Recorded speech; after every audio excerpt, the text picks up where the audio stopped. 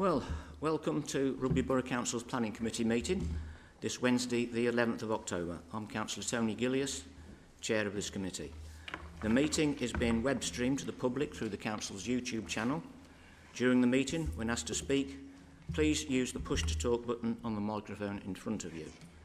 This will allow the camera to pan in your general direction and everyone to hear you. But before we actually move on to items on the agenda, please could I ask that all here today stand in silence for 1 minute in recognition of the terrible and unnecessary suffering in the Middle East. Our thoughts are being with all those that are affected. Please stand.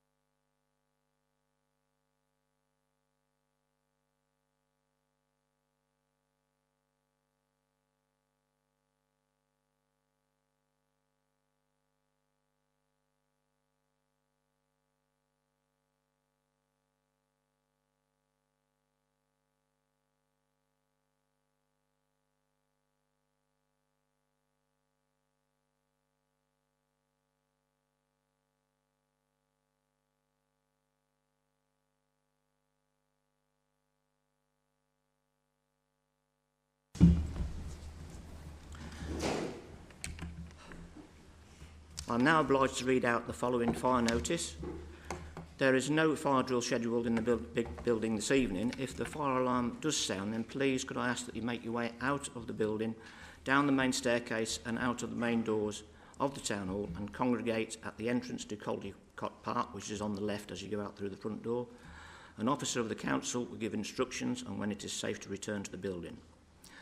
Moving on to the agenda, the first item of business is to agree and approve the minutes of the meeting held on the 13th of September. All those in favour, please show. Okay, that's unanimous.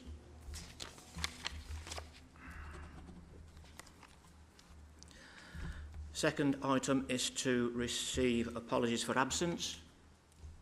2 apologies for tonight's meeting from Councillors Mrs Garcia and Lawrence. Their substitutes respectively are Councillors Rabin and Mrs Timms. Thank you, Chair. Thank you. We move on now to declarations of interest. To receive declarations of interest is defined by the Council's Code of Conduct for Councillors. Non-pecuniary interests, I'll start off myself first as a ward councillor for R23/0211 and R23/0727. Councillor Mrs Meadows. Thank you, Chair. Ward councillor for application R23/0786. Thank you. Could you just do it live on the microphone? Chair, the same declaration as you as a ward councillor. Excellent. Councillor, please. Thank you, Chair. 23560, by virtue of it being within my ward and knowing the applicant. Councillor Bill Lewis.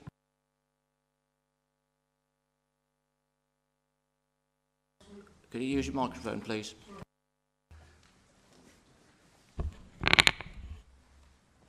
It's R230560 with regard to being a councillor and also knowing the applicant. Thank you. Can I just clarify a point about that? Thank you. In terms of the last 2 declarations and knowing the applicant, can you confirm that by just knowing the applicant, it's not in the sense of very close friend that you pop around and have parties to, that it's not a case of perception of bias, that it is an extended just knowing that particular applicant? Thank you. Yeah, just as a councillor and not in any personal capacity. Yeah, I repeat that the same.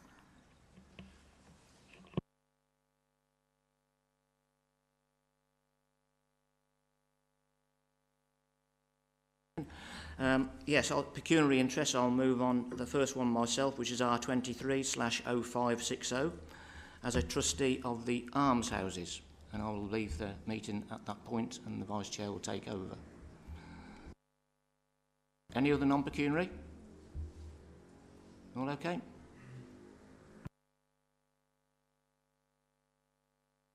The members will have received some amendments to the minutes, which we will use as in consideration when we decide on through the debate.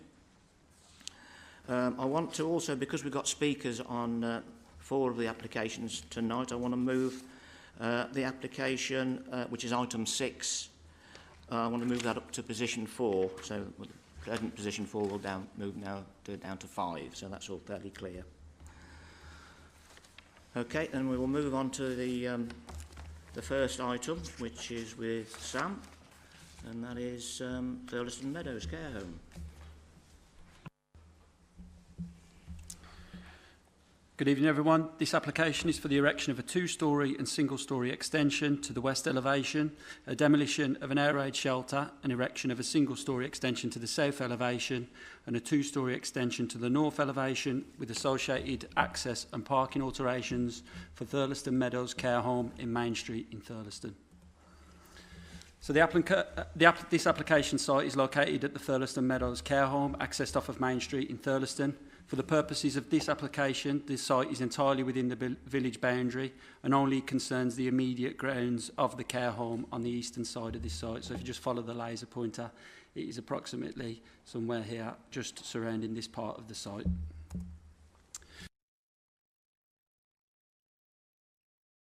Side of the building, and this is where the new proposed 2-storey wing will sit in front of the building. There is a smaller extension to the rear. The 2-storey extension transitions to single-storey as it moves to the front somewhere here. To the south, you can see the air raid shelter. This is going to be removed and replaced with what's termed as a sunroom, a small single-storey extension.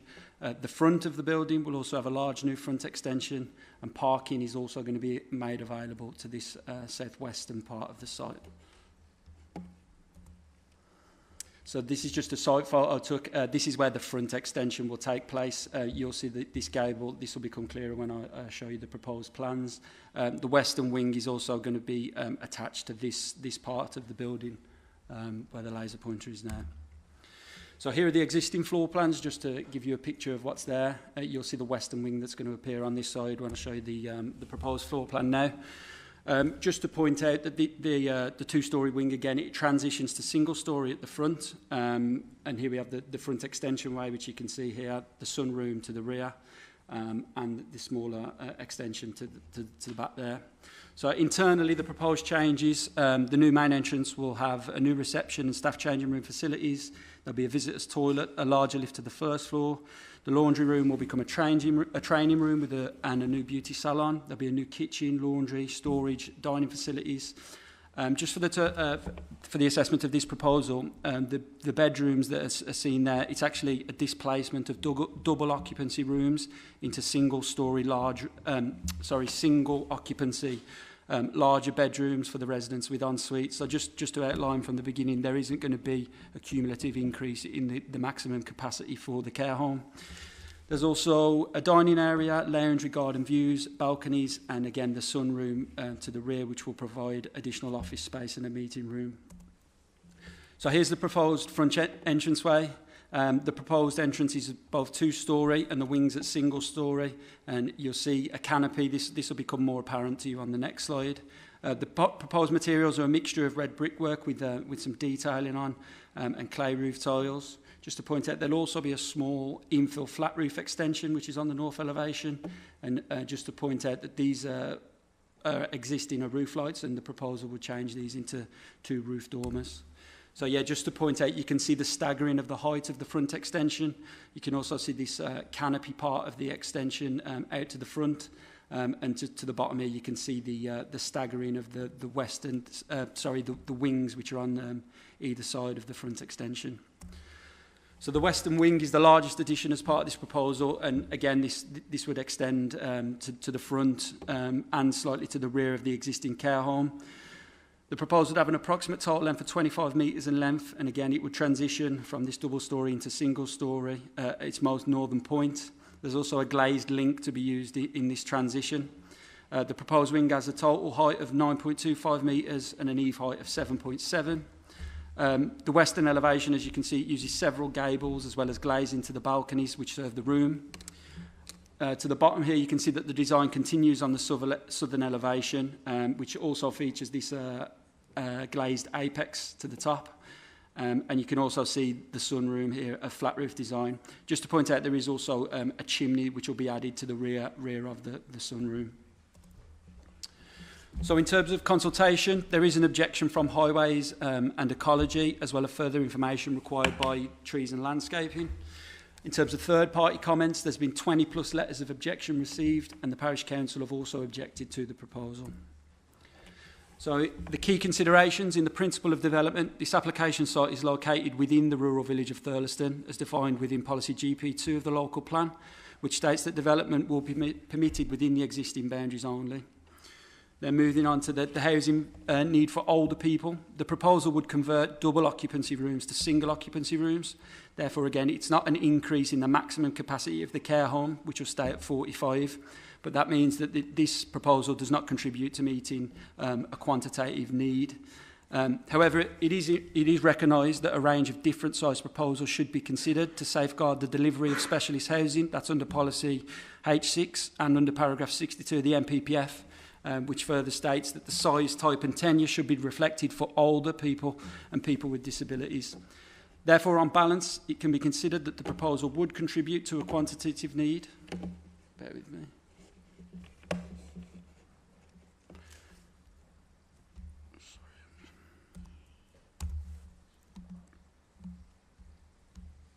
I do apologise.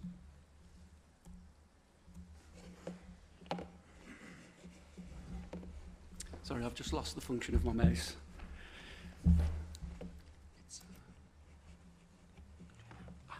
Thank you very much. So I'll just repeat what I was just saying. So it's recognised that a diverse range of different size proposals should be considered to safeguard delivery of specialist housing. That's under policy H6 of the local plan and paragraph 62 of the MPPF. This states that the size, type and tenure should be reflected for housing for older people and people with disabilities. Therefore, on balance, it can be considered that the proposal would contribute to a qualitative need in accordance with the policies, as well as an overall increase in the facilities for its current occupiers. So moving on to the character and design. In terms of the scale and massing, it's determined by the local planning authority that particularly the western wing and the front entranceway are of an overly large scale. The care home does exist within large grounds, and it could be said that therefore proportionally could accommodate such a development. However, it's also considered that the two-storey wing would become one of the taller ridges amongst the range of roof heights that the building offers. However, the ridge would not be the tallest, and some of the massing is also broken up using the single-storey elements. On balance, though, this proposal is considered to be of an undesirable design, specifically in relation to the impacts upon the conservation area. The negative impacts of the chosen design must be weighed within the planning balance against all other planning matters. So in terms of the conservation area, and this will also be balanced against the Highways objection, the proposal has been objected to by Highways, who require a modification to the existing access, which is situated within the conservation area. The local planning authority deemed that, on balance, the alteration to the existing boundary wall, which is of prominence within the conservation area, would be considered to cause significant harm and was a common theme of objection received. The applicant's transport technical note determines that as there is no net increase in residents, the trips generated would be at 8, which is effectively 4 new staff at twice a day. The LPA considered this intensification to not require a significant change to the current access, which in commentary with the leading highway authority has no recorded accidents since 1990, and therefore by keeping the access the same, we could alleviate the loss and impact of the changes to the boundary wall. In terms of these extensions, these are set within the site and extend to the existing building rather than the demolition of the building apart from the air raid shelter, and therefore largely the character of the building can be retained. Due to the current scale as the largest building within the conservation area, it's considered that the existing built form and its footprint would allow for a development of this type without detracting from the existing character again, which is the largest building within the conservation area. It's also of consideration that the existing character has been detrimentally impacted through numerous prior extensions, and therefore the ability for this proposal to try and rectify that at this stage would be very difficult to do so. Overall, the proposal would still be considered to impact the character of the conservation area due to its mass and scale. The proposal, however, would be determined to result in a less than substantial harm to the conservation area, which, in accordance with the national policy, must be weighed against the public benefits, which will be done so in the planning balance. So, ecology have objected to the proposal, but the local planning authority deemed that due to the timeframes involved on the requested information, that the ecological impact assessment and the further survey work requested should be secured under condition 12 of this decision notice. The condition would also require that the site would meet a biodiversity net gain, all to be agreed prior to commencement of development. There's also an assessment on the impact on the landscape. The greatest impact on the landscape from the development is that of the proposed two-storey western wing. The proposed wing would impact views from east to west and would be deemed to cause harm to the landscape. In assessment, this harm would be deemed to be less than substantial harm. This is due to the proposal being set within the site, not extending further than the existing built form. That's in comparison to the staggered front elevation already, not the elevation which it extends from. And the built form proportionally leaving the majority of the surrounding open space of the grounds undeveloped, and it also wouldn't significantly impact the public right-of-way which intersects the site to the south. So, unfortunately, there has been some late discussions with the developer, and in terms of the provision of the car park into the southwest portion, which is one of the reasons why Highways retained their objection, it's been in discussions with the developer that the parking actually submitted is likely required to be less than submitted.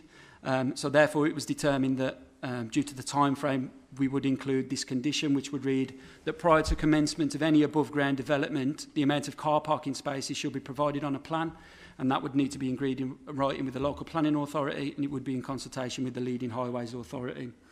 That's to ensure highway safety in accordance with policy D2 and appendix 5 of the local plan.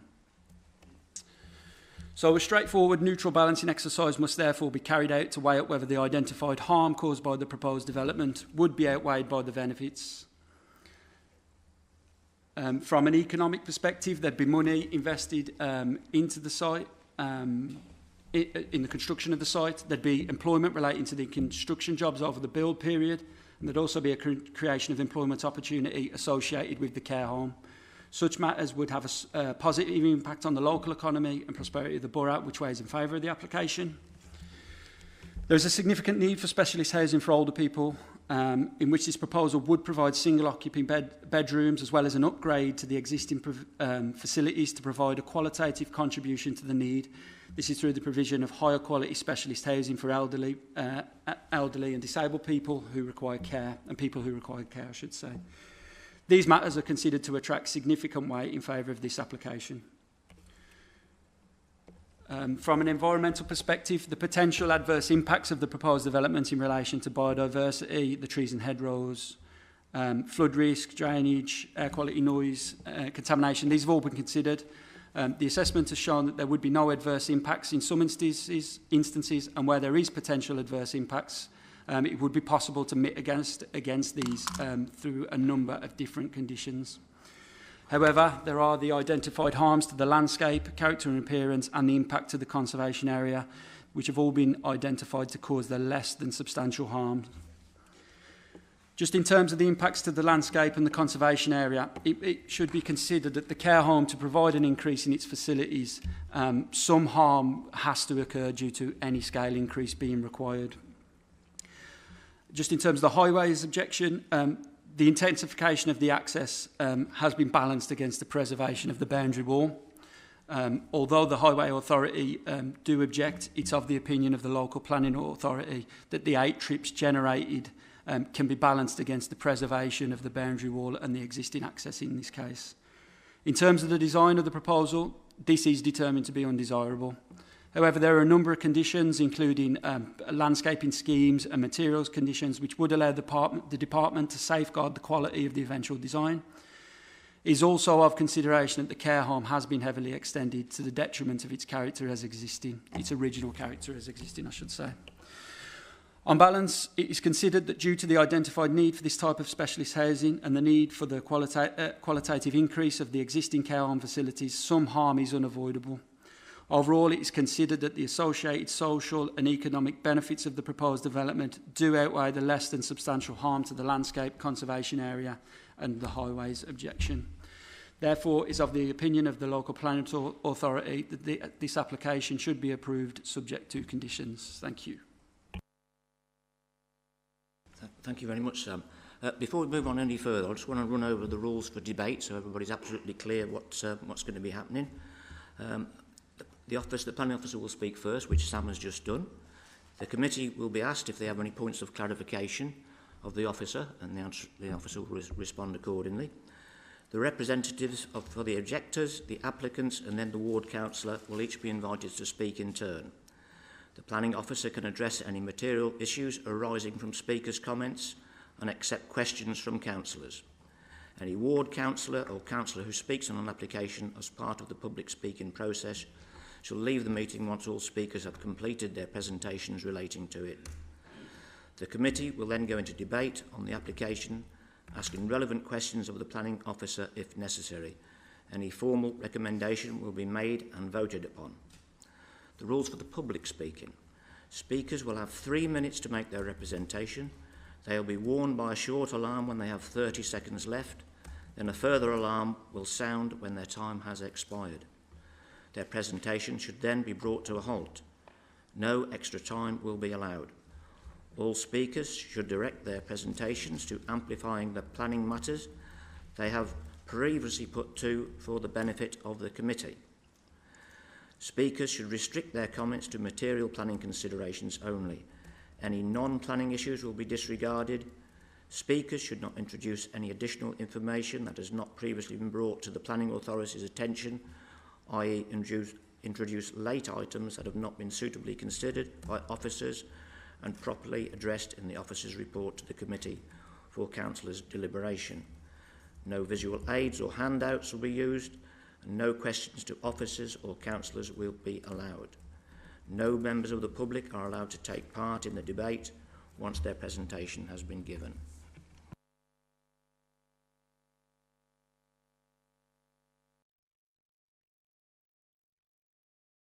We'll move on now to points of clarification to the officer.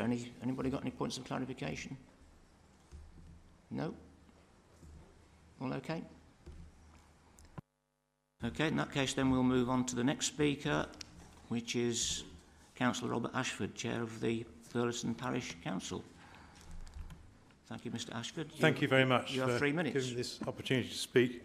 We're not enthusiastic about this care home extension, but we do support the local planning authority's decision to recommend its approval. However, we are very keen in preserving the boundary wall that faces onto Main Street, and so I would hope that a certain drawing, which is drawing 3703-105 Rev D, is indeed included in conditions 2. I only have a draft version of the conditions to hand, so I don't know what the final set of conditions is going to be. So apart from that, we're fine with it. Thank you. Thank you. Right, we've got a further speaker on that, Mr Bob Woolard, Planning and Design Group. You've beaten the clock.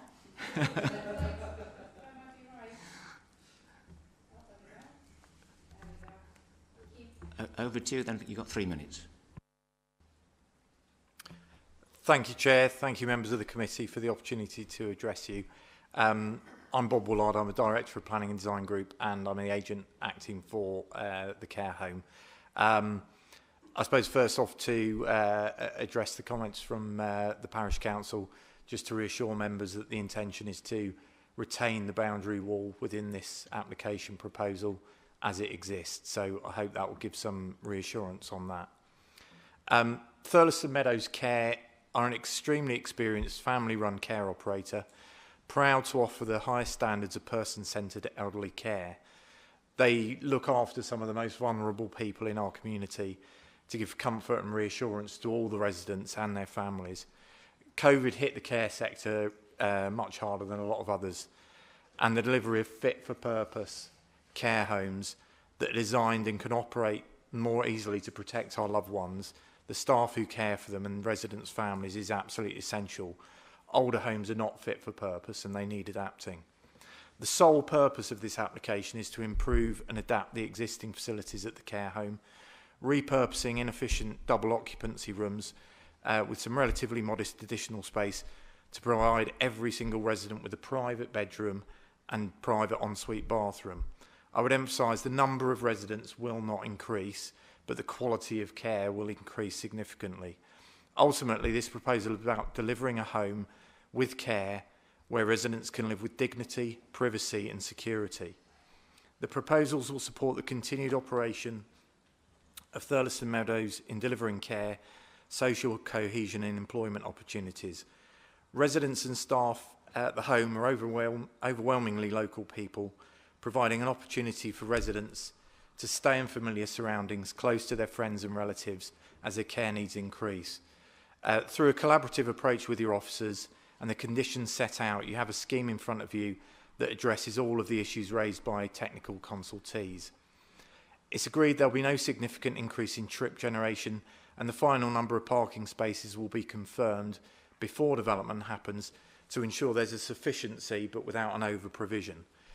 Residual ecological surveys will be undertaken as soon as the relevant season allows and mitigation will be secured before any development takes place. No significant impacts are anticipated. In respect of design, while the scheme increases the footprint of the existing home, the extension set back from the main road frontage, as I say, the existing boundary walls fully retained, maintaining the character along Main Street. As set out within the officer's report, there are clear social, economic and environmental benefits that the proposed improvements will bring. This application embodies what planning is really about: sustainable growth, providing an inclusive, dignified and improved home for vulnerable people within the community, and finding good planning solutions to make efficient use of land. Thank you. Thank you, Mr Willard. Now, do the members have any points that have been raised by the speakers for the officer to address, or do you want to go straight into the debate? Councillor Mrs Meadows. Thanks, Chair. Just to clarify, the boundary wall the retention of it will be as a condition in the application. Yes, so I believe that we have spoke on the phone about this matter. There was a site plan that was missed off the condition. Obviously, the conditions are drafted at the moment, so that can be easily added in. The boundary wall is indicated, but as the developers just stated, to remain the same. There has also been a discussion with the parish council in what could be done under permitted development. Effectively, they would need permission outside of what we're discussing today if they ever wanted to do something to that wall. So in terms of the assessment that you have in front of you, that wall, both accesses will be staying the same. Right, speakers please.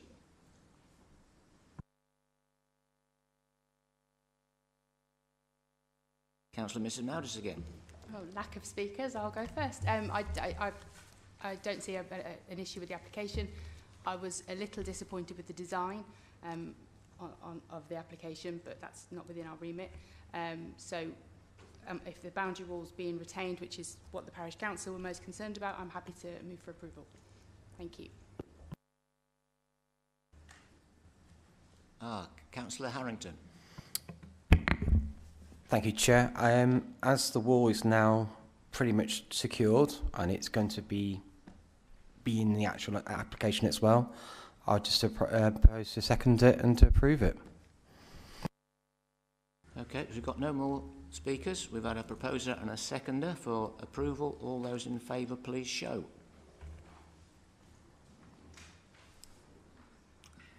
And that is unanimous.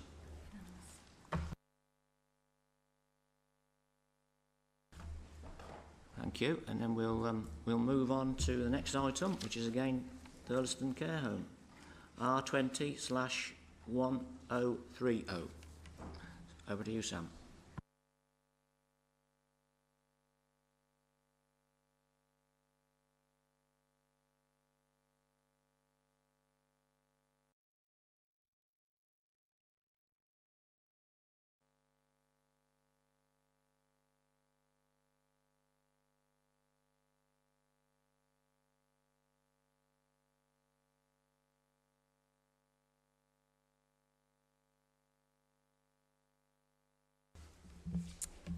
So this presentation, again, is on the Thuron Meadows Care Home. There are some differences in the site concerns here, which I'll go through with you. This permission is also for outline planning permission. So just to reiterate to the councillors, the permission that's been sought here is for the principle, the layout and the access, and it's for the erection of a retirement living housing scheme in use class C2. And it compromises of 35 bungalows with associated development together with alterations to the existing access off of Main Street. Oh, I will try and get my laser on again. So this time the application site is located in the grounds of the Thuron Meadows Care Home. So it involves, although it involves this access here, we are talking about the grounds of the care home. So it's mostly the open space and the associated areas outside the care home itself. So the site is bordered by Biggin Hall Lane, which wraps around the site here. The topography of the site is generally, it's higher in the east and the west, and it slopes downwards to the central in the site. There's also recognised sort of slope in a southern position as well. For the purposes of this application, the site is located outside of the majority is located outside of the village boundary and outside of the conservation area. This will be further demonstrated to you on the following slide. The site consists of a mixture of scrub and grassland and areas of trees together with some dense vegetation. The southwestern portion of the site compromises of the residential property Patrick's Fields and includes a large pond to the rear of the property. Just to point out, this is the public right-of-way, which you can see on this semi-translucent line here indicated. So this intersects the site east to west from Main Street to Biggin Hall Lane. And throughout the site, just to mention that there's a number of tree preservation orders. So just to make sure you're aware, so if you just follow the pointer, it would be all of the site here, and it also is this more southern part of the site here. And it does not include the dwelling there. So I am just going to flick forward one. Sorry, my slides are in a little bit of an order. So just to outline what the conservation area and the village boundary are.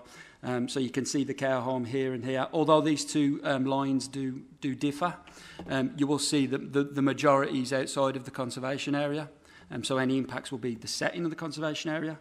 And it's also outside of the village boundary, which is open countryside.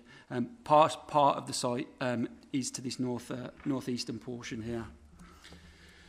So this proposed plan shows the layout of the site. Again, to reiterate, the landscaping, scale and appearance are all reserved matters and therefore they're only indicated on this plan, but they'll not be secured under this part of the permission. So the layout indicates two facilities building and they're located in this top right hand here, the northwestern position of the layout. These two buildings are divided into a shop and a community building and a creche, gym and hydro pool. There'd also be 2 tennis courts and a bowling green. In terms of the access this time, this would be widened to 5.5 metres and would lead into the site before subdividing to serve the dwellings. And it also forms an emergency exit here onto the Biggin Hall Lane. The developer, as you can see, these are the bungalows indicated. You can also see that Patrick's Fields is removed and there's a cluster of bungalows here. The developer also states as part of this proposal there would be a provision of a bus service. However, the specific details on this have not been provided. So again, there are the two boundaries. The development also requires a number of level changes, as I explained due to the dip in level in the site. The proposed changes are shown above and demonstrate how the use of site filling. As you can see, but the hash line, the existing level, and the dwellings placed on this higher line. Also some cut into the level, And you can also see indicated that there will be some dwellings that are indicated to be actually cut into the land and are referred to as sunken dwellings. So although again not confirmed at outline stage, the applicant has included some CGI representations how the dwellings may eventually look like, as well as what the agent refers to as indicative precedent images. The design intention is indicated to be contemporary design with buff grey brickwork, timber claddings, increased sheeting. But just again, these details are to be confirmed at the reserve matter stage. The applicant states that all the proposed bungalows are of a 2-bedroom design and indicate to have an ensuite, a lounge and a kitchen area, as well as a shower room and a timber bin store to the side. So in terms of consultation, ecology, trees and landscaping, highways and flood risk management all raised concerns in regards to the application. The parish council object to the proposal and over 90 letters of public objection have been received. There were also 2 letters of support received. Moving on to the key considerations. So in this case, the proposal is determined to be located within the open countryside. Therefore, new development will be resisted, and only where national policy on countryside locations allows will development be permitted. Just further from this, getting into the national policy, the application is not considered to comply with any of the exceptions in paragraph 80 of the framework for the development of isolated homes within the countryside. Further from this, as stated in the prior application, paragraph 62 of the MPPF states that the size, type and tenure of housing needed for different groups in the community should be assessed and reflected in planning policies, and this is again included but not limited to, with specific reference to older people and people with disabilities. So our local plan policy H6 states that when assessing the suitability of sites and proposals for the development of specialist housing, such as but not restricted to care homes, extra care housing and continuing care retirement homes, the council should have regard to the following. So that's the need for the accommodation proposed, and it's indicated that this should be taken from the strategic housing market. Ooh. And it also brings into the ability for future residents to access essential services, including public transport, shops and appropriate healthcare facilities. Furthermore, Section 2 of the MPPF and Local Plan Policy GP1 states that achieving sustainable development means that the planning system has 3 overarching objectives which are independent and need to be pursued in mutually supportive ways, and those are the economic, social and environmental impacts. So in assessment of all that, and as well as the HEDNAT and the Strategic Housing Market Assessment, it is considered by the local planning authority that there is a need for specialist housing of this nature, and this will need to be balanced against the harms of the application within the planning balance. So in terms of the sustainability of the location, it's determined that Thurleston has no services within its village boundary apart from the village hall and place of worship, and this is in accordance with the methodology of the local plan's rural sustainability study. That was updated as part of the report just to make sure that nothing had changed in the meantime.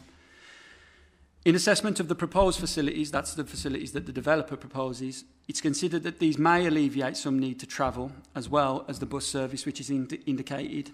However, the LPA determined that without proper justification, we cannot prescribe weight to how much these facilities alleviate the need for the use of the private motor car.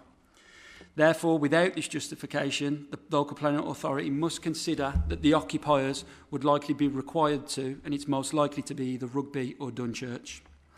The LPA also deem it reasonable to assume that occupants of such a proposal proportionally are more likely to have further difficulty with travelling via public transport, as well as mobility issues that come with reaching the public transport, specifically in this case walking.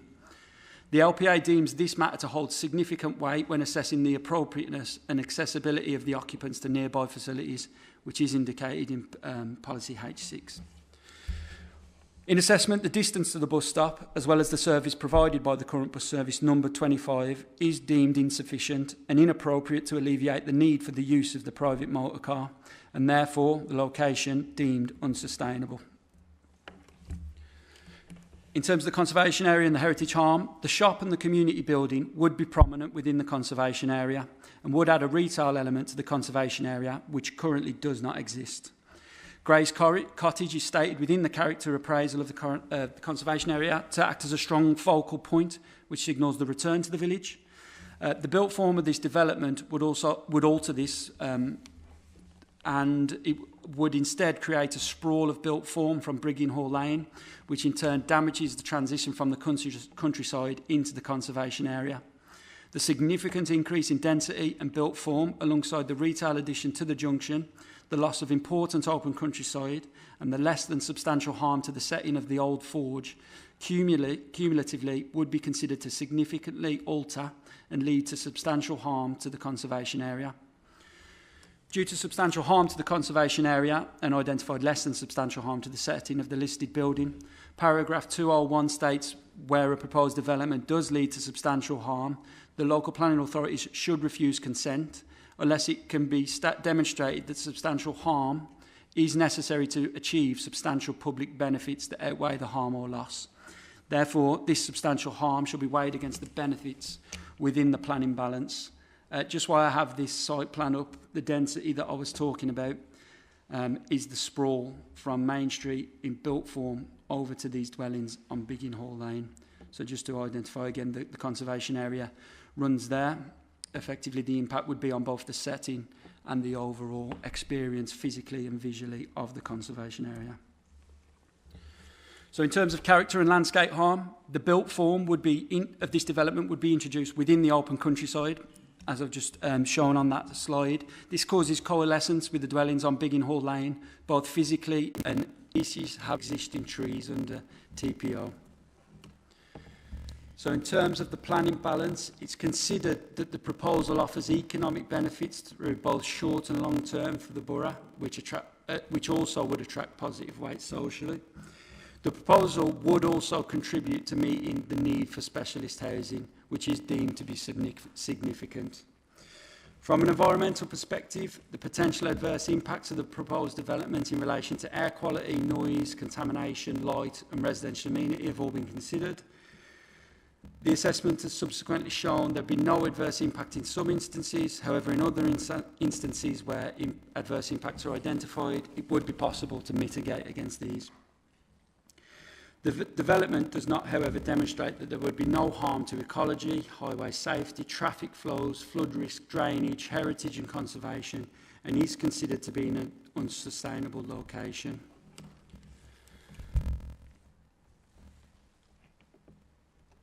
Accordingly, it is considered that the benefits of meeting the need for the proposal does not outweigh the potential cumulative harms. The application, therefore, does not constitute sustainable development and would be considered contrary to Section 2 of the framework, the MPPF, and is deemed contrary to Policy GP1, GP2, H6, SDC1, SDC3, SDC5, SDC6, NE1, NE3, D1 and D2 of the local plan, and therefore it is of recommendation that this application should be refused. Thank you.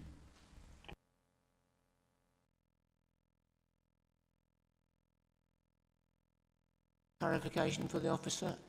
Or we can move on to the speaker. No?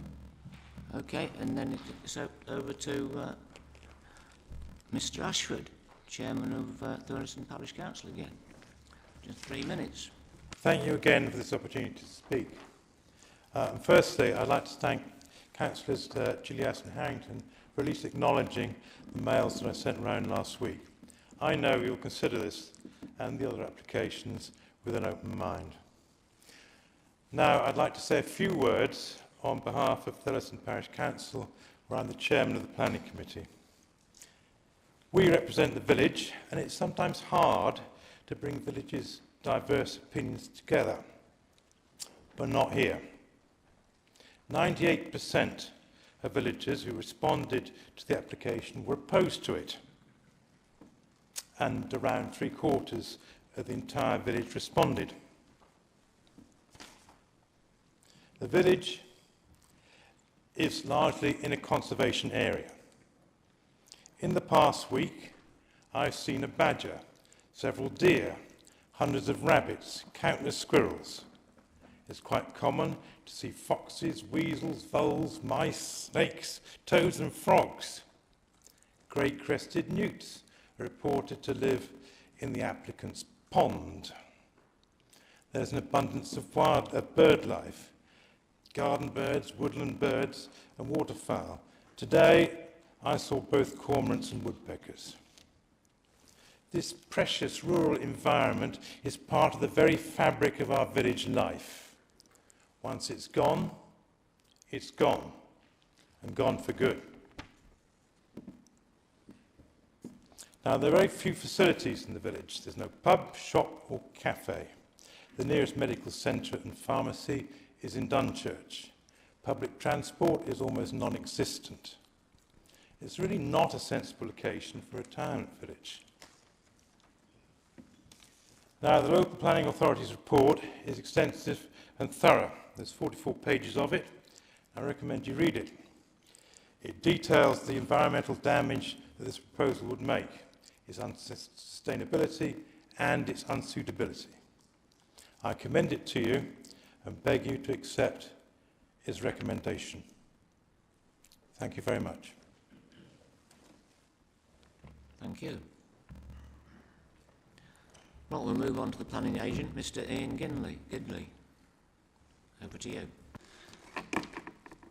Good evening. We're all living longer.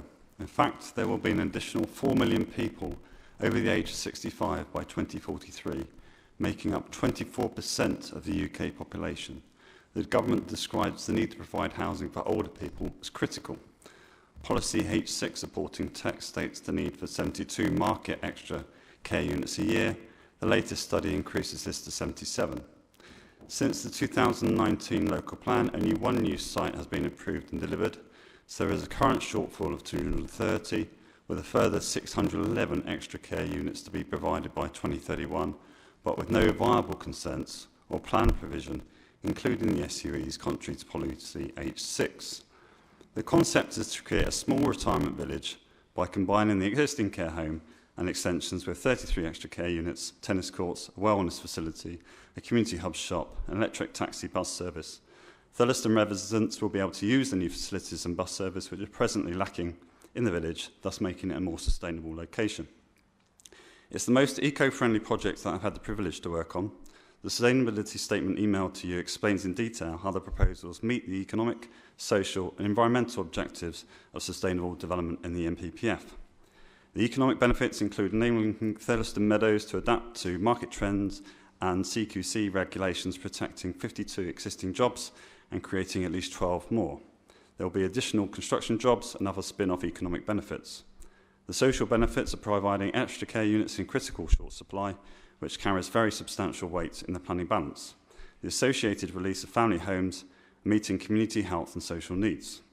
The environmental benefits are vast, with more efficient use on existing sites, provision of factory-built, energy-efficient, zero-carbon homes, sustainable drainage systems, recycling of waste, electric transport, allotments for food production, and a significant reduction in the need to travel through on-site facilities and services for all residents of Thurston. The layout has been designed around the ecology and trees, the majority of which will be retained. It is akin to centre parks for the elderly, where people will live in harmony with nature. All the proposed reasons for refusal could not be sustained at appeal. Technical reports have been submitted on traffic, landscape, heritage, ecology, trees, flood risk, drainage, and all concluded the impact to be low and more than compensated for with mitigation that can be conditioned. I appreciate traffic is a local concern, but each unit will be restricted to one electric car, and older people do not generate peak traffic. Hence the trick data in the transport statement of less than 6 total trips between 5 and 6 p.m. There is no proposal to move the bus shelter, and the existing access only needs to be widened by 5 feet. It's a safe access with no history of accidents. The decision for you to make can be simply put as whether the acute need for extra care housing, together with numerous sustainability benefits, outweighs the partial conflict with policy GP2, albeit ironically, the care home location makes the concept more viable and sustainable. Thank you for the opportunity to speak. Thank you. Now, of the points raised by the speakers, have the members got any questions to the officer? No? Okay, in that case then we'll move into the debate. Have we got any speakers?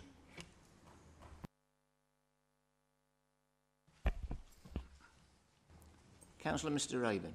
Councillor Rabin. Thank you, Chair. On balance, listening to the introduction from the officer and also the responses, I really think quite simply adding 35 new properties to a village of Thurleston size, which would actually potentially increase its population by 20%. And without any significant infrastructure or support from public amenities and transport, in my view, the decision is simple, to go with the recommendation. Councillor Mrs Meadows. Yeah, just to reiterate what Councillor Rabin said, I think the point was made that it would make the village more sustainable, but I'm not sure the village wants to be more sustainable. It's perhaps not why the villagers moved there in the first place, and I agree that adding another 35, ultimately 35 properties to a village of that size just wouldn't be the right thing to do, so I'm happy to second the recommendation. Thank you. We need to make sure that Councillor Rabin actually proposed. I did, Chair, yes, thank you. I propose refusal. Okay, have we got any further speakers? No. In that case, we'll move to the vote. We've got a proposer and a seconder for refusal. All those in favour, please show.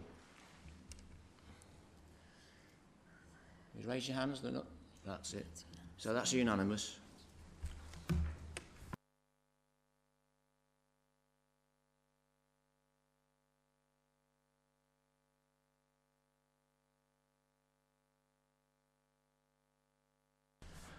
We'll now move on to the next item, which is Autumn Farm, Easenhall Road, R23 0211. We've got Sam Burbridge.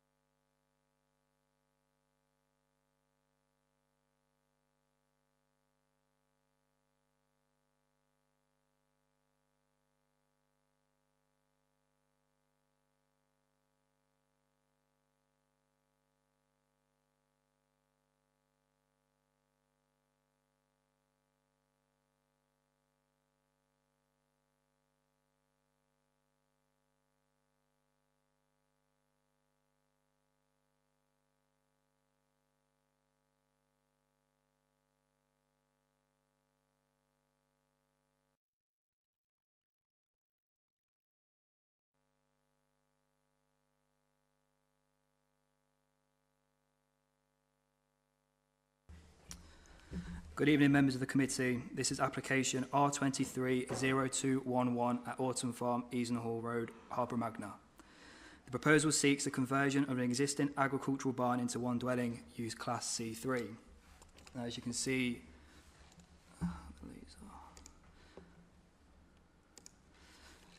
from the bottom left photo, the building in red is the proposal site, and the red line surrounding is the proposed residential curtilage.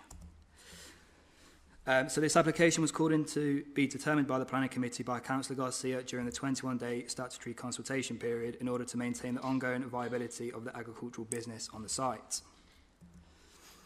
So in terms of the site location and characteristics, the site is located approximately 0.6 miles west of the village of Harbour Magna and 0.3 miles to the south of Easenhall. The farmstead comprises of a dwelling house and a collection of agricultural buildings. The application building is situated circa 45 metres from the farmhouse. The farm is accessed from a small track and public bridleway which extends off Easenhall Road, as you can see on the left of the two images. And the application site is located within the Rugby Coventry Green Belt. So in terms of the existing building, the building is a steel frame dual pitch structure with an adjoining lean-to structure built on the west elevation. The front of the building, facing the southern elevation, is mainly open with the exception of a weatherproof section on the eastern side, as you can see on the image on the right. This aspect faces a small courtyard area which overlooks fields to the south. The remainder of the building's perimeter comprises of blockwork wall with a weatherproofed steel sheeting connecting the blockwork to the eaves of the structure, as you can see from the other accompanying photos. The barn structure sits upon a relatively natural base with no evidence of a concrete slab or implemented flooring in situ. So, as just discussed, these are the site photos. You can see, again, there's the site access. You can see the existing nature of the barn. It's elements of open aspects here, and then that's internal of the structure as well. So, in terms of the proposal details, as previously mentioned, the proposal seeks the conversion of an existing structure to provide a 3-bedroom unit. Additions are proposed to the south and west elevation in order to provide an enclosed structure. Windows and pedestrian openings are proposed throughout. The proposed red line residential curtilage, as shown on the first slide, will be a total of 0.4 hectares. The existing structure provides 0.2 hectares of this, with the proposed curtilage providing a further 0.2 in the area to the front of the barn. 2 parking spaces are also proposed to the front of the unit as well. The proposal submission has given no indication of any hard-standing fencing or amenity areas surrounding, and the front of the barn is in close proximity to the other farm practices and an associated farm track as well. So again, these are the plans. You can see large elements have been infilled from the existing structure. Windows and doors are proposed throughout.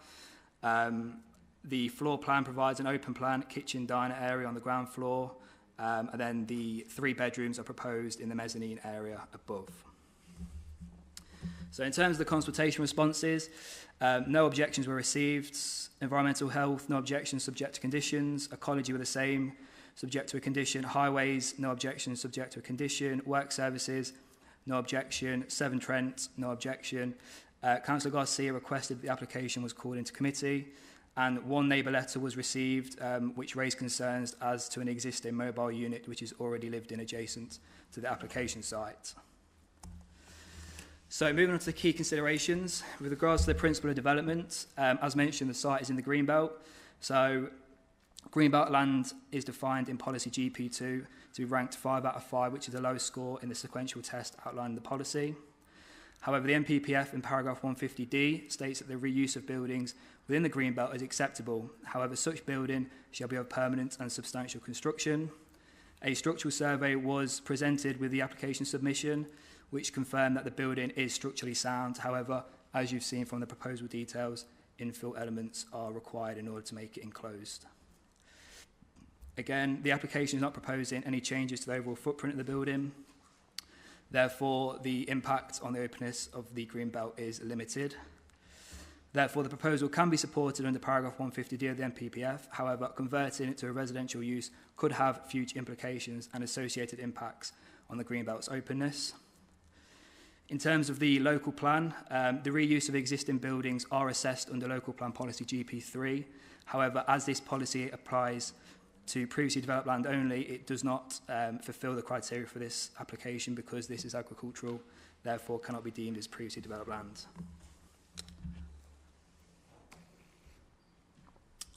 So, with regards to the assessment of the sustainability of the site, local plan policy HS1 states that support will be given to proposals which provide good access to local shops, employment opportunities, services, schools and community facilities.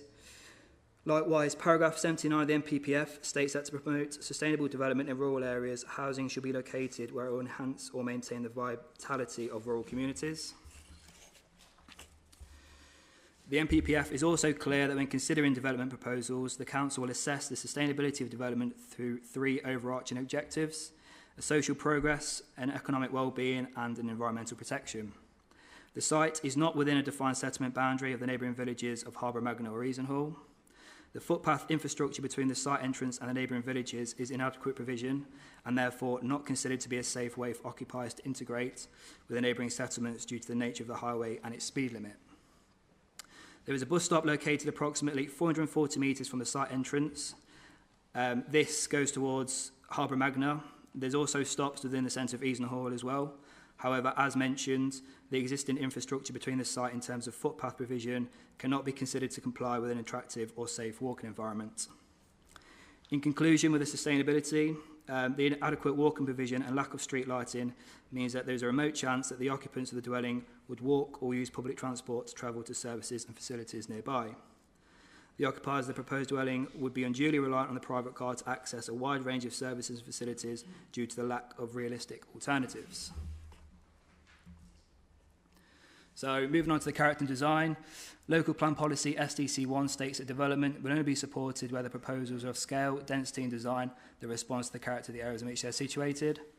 As mentioned, minimal alterations to the proposed structure are proposed with the exception of infill, windows and doors throughout. The unit proposes circa 153 square metres of ground floor living space and 80 square metres at first floor mezzanine level, providing a total of 233 square metres of residential floor space in the unit. This is considered suitable as per the national space standards for a 3-bedroom property. The design is basic, however functional for the proposed use.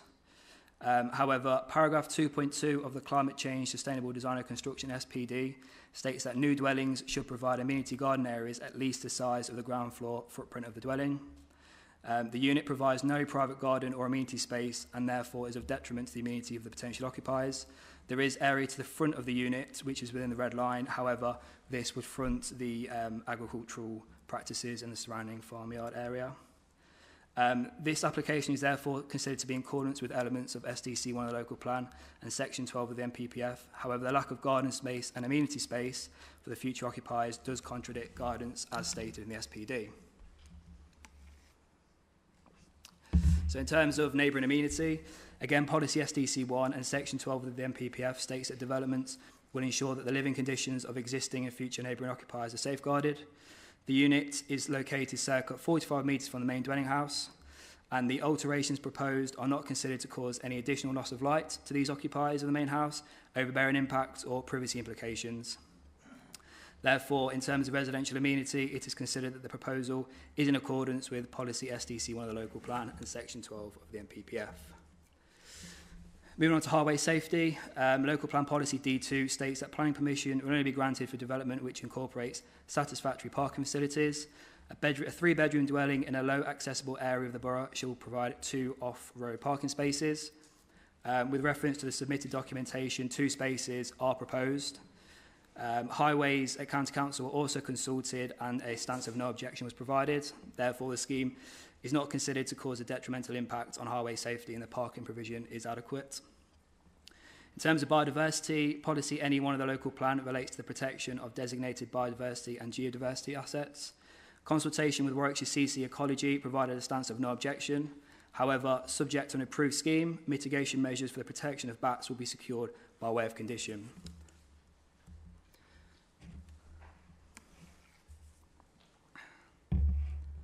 So moving on to the planning balance. The unit is to be converted in order to support the long-term financial viability of the agricultural business as stated in the design and access statement. However, no financial details or justification has been presented to the local authority which confirms and substantiates this need. It was later stated that this proposal will help aid the medical requirements for occupiers of the farmhouse. Again, no medical evidence was also presented to substantiate this claim. The application was also not submitted by way of a medical need or a disability exemption. The above, however, has been received in good faith. However, the lack of evidence significantly limits its weight in the planning balance. The structure can also not be defined as previously developed land due to its agricultural use class, and therefore policy GP3 does not support the scheme. Due to the nature of the residential curtilage proposed, as previously mentioned, the lack of garden area does conflict with elements of policy SDC1 and the Climate Change Sustainable Design and Construction SPD. So finally, the application site is located in an unsustainable location with inadequate public transport connections, unsuitable walking and cycling links, and in an area with limited range of services and facilities. Emphasis is made to the local authority's commitment to combat climate change following the declaration of a climate emergency and pledging to contribute to national carbon neutrality targets.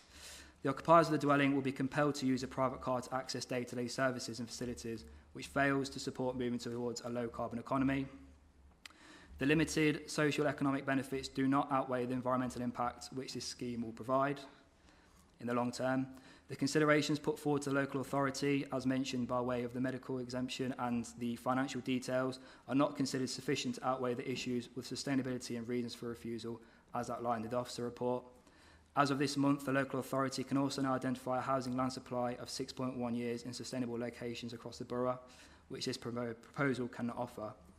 Therefore, the application is contrary to policy GP1, GP2 and HS1 of the local plan, and therefore the officer recommendation is refusal.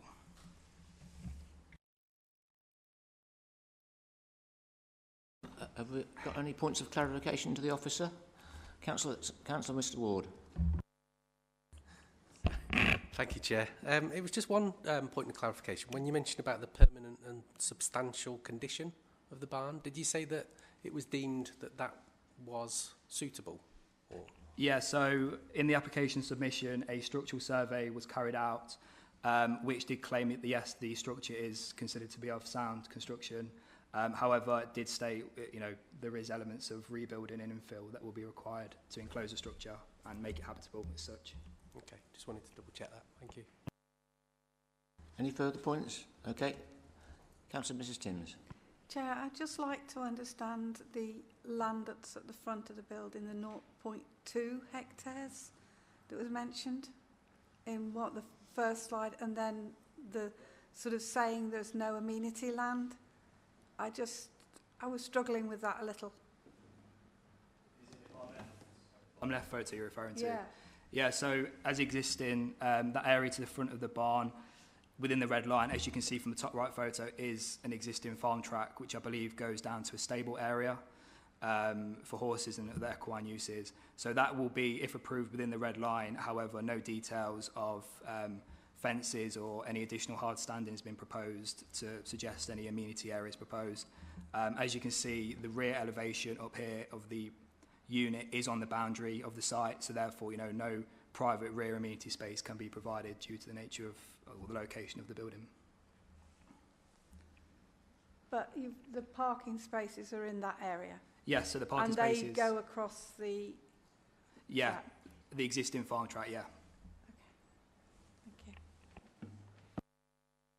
Okay, in that case we'll move on to the speakers. And we've got Mr Justin De Veres. Have I pronounced that correctly? De Vries, good enough, I like it. I speak in support of the application as the agent. We first submitted for the conversion of the barn under the Class Q approach. While it fit the criteria, the site falls within a safety hazard zone. The National Grid and Cadent Gas have confirmed in writing that they have no concerns with the project. However, the planning officer rightly stated that it could not be determined under a Class Q and that a full planning application was needed. In assessing an application, planning law requires that the proposals are determined in accordance with the development plan unless material considerations indicate otherwise. Our considerations for this application are as follows. The site is located within the green belt, which is characterised by its permanence and openness.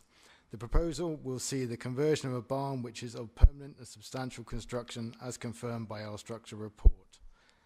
In assessing all applications, sustainability is a factor, so access to local amenities and public transport must be considered. Harbour Magnum offers several amenities such as a public house, dog grooming facility, nursery, village hall and church. Various daily bus services run from the village hourly between 6 a.m. and 9 p.m. These connect the site to the town of Rugby, city of Coventry and villages in between both. There have been reports by the Government and Department for Transport advising that reasonable walking distances of 2 kilometres or 20 minutes.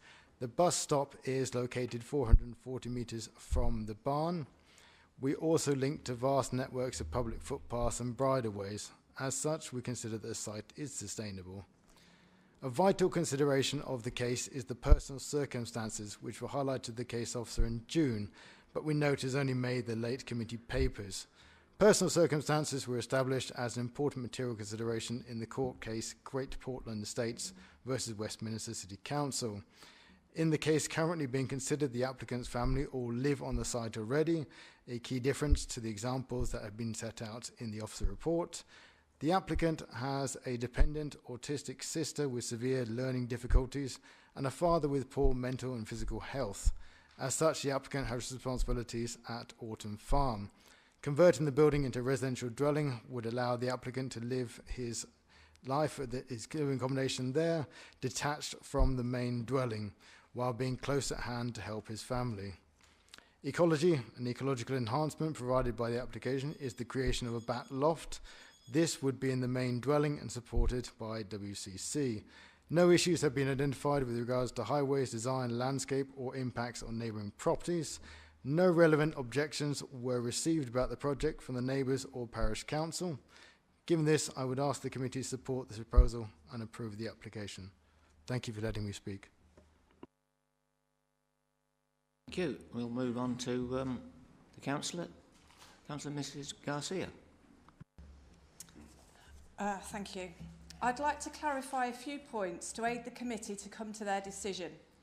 There are special circumstances which have not been given, in my opinion, full weight in this report. Firstly, the applicant... Councillor, can we start again? Because I don't think you got your microphone on. Oh, you have. I couldn't hear you very clearly. Sorry. Start again. Could we start again? Could we reset the clock? Okay. Just point the microphone to yourself if you can. Thank you. Thank you very much. Sorry. Okay, are we ready? Right. I'd like to clarify a few points to aid the committee to come to their decision. There are special circumstances which have not been given, in my opinion, full weight in this report. Firstly, the applicant moved back to the farm with his partner when his father had 2/3 of his lung removed after a serious diagnosis. This has not only resulted in his father not being fit enough to maintain the farm, but given him a very serious nervous breakdown. Secondly, one of the applicant's sister has specific special needs, and the family tried to keep her at home in the family environment where indeed she does thrive. Thirdly, the applicant's uncle, who lives in the caravan mentioned in the report, was very seriously injured while serving for the British Army in 1982. Serving the Blues and Royals Household Cavalry, where he was blown up at Hyde Park Corner by the IRA. The soldiers either side of him were both killed in the explosion. He spent a length of time in hospital recovering from his physical injuries, and it's worth remembering that at this time there was no psychological help for him whatsoever. Very different times indeed. So he came back to live with his family for the support, and after a lot of time and care, he has subsequently got a full-time job that he cycles to every day. This application is to allow a family to stay together, to give each other the support they need. It is more than understandable the applicant does not want to live with his parents, partner and sister in a 3-bedroomed house in order to keep the farm going. This farm, incidentally, was inherited by the applicant's father. I would also just like to state the building may well be in the green belt, but it's already there. You're not asked to vote for something entirely new. The bus route has been called unsustainable. However, this was the very same bus stop that the applicant and one of his sisters walked to every day to get on the bus for school. The applicant already lives on the site, so it will not cause any extra car movements. As such, the proposal does fulfil all the social and economic and environmental objectives to be a sustainable application. So I'd just like to recap. There are no objections. There are very special circumstances. The bus stop is accessible for children going to school as assessed by the County Council, so it is therefore accessible. This will cause no extra car movements. And most importantly, the building already exists. This is exactly the type of application that as a council we should be supporting. So I ask you all tonight to overturn the officer's recommendation and vote for approval. Thank you all very much. I have to go. See you later. Thank you. Could someone just cancel the microphone? Thank you, Councillor. Thank you very much. Right, there's a few points there. I'm sure people have got, councillors have got questions to ask of the officer. The points there that we didn't know about, I think. Yes, Councillor Meadows. I know it was mentioned in the report about the family's medical needs. Have they been checked?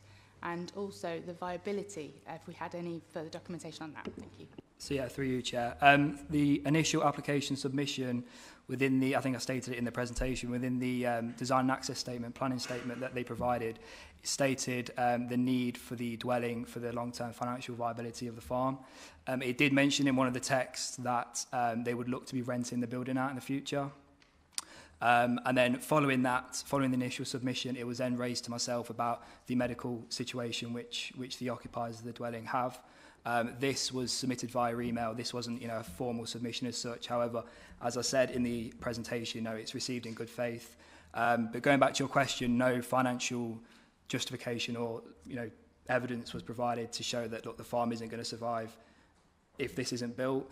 And then likewise with the medical situation, the application wasn't submitted as part of a medical exemption or disability need, and no, like I said, it's taken in good faith. However, no evidence was provided to substantiate the situation that Councillor Garcia said then. And a lot of what was said as well, I wasn't aware of. The initial points regarding the sister and the father's operation, I was aware of, but in terms of the army situation, I was not aware of that either. Thank you. Councillor Mrs Timms. I'd just like to ask a question. I'm back to the amenity land, I'm afraid, and the 0.2 hectares. Is there any reason why the 0.2 hectares, which includes the parking spaces, couldn't be conditioned to be the amenity land that goes with that dwelling? I mean, yeah, I would suggest under, as Mr De Vries said in his presentation, under Class Q of the GPDO, the red line boundary for the residential area is the same as the footprint of the building. So I would assume that's why it's the same now as it was in the application for prior approval, that it's the same proposed now. However, yeah, I mean, further plans can be submitted subject to approval, which would ensure that the land is used as an amenity area. But as I mentioned, the farm track does run through that area, and there is surrounding farm practices as well. There's a stable nearby, so whether the amenity of the occupiers of that area would not suffer from noise impacts or other associated practices of the farm, that would be apparent. But yeah, obviously that area can be secured as a garden area should there be an approval. Councillor Sanderson. Thank you, Chair. Based on what we've heard this evening, if you were aware of the mitigating circumstances that have been put forward to us, would your recommendations still be the same, or would you be asking us to defer it? I mean, through you, Chair, my recommendation would still be the same because there's no evidence been provided financially or medically to substantiate it. And obviously, whether I saw that or not, if I did see it, that would be a completely different assessment. But obviously, I couldn't comment whether it would be acceptable because I've not seen anything which substantiates what they've said.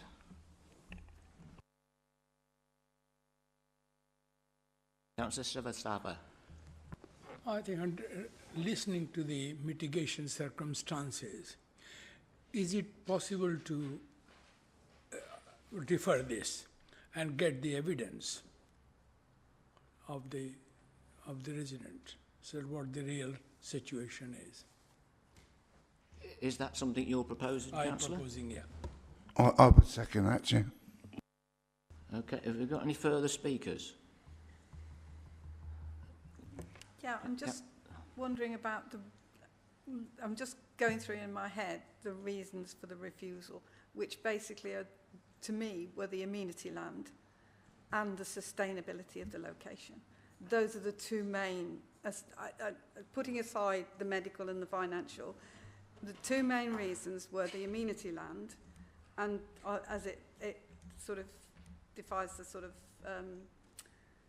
climate change and sustainability thing, and the sustainability of the location with regard to public transport. So the garden aspect wasn't a reason for refusal, it was just considered in the planning balance.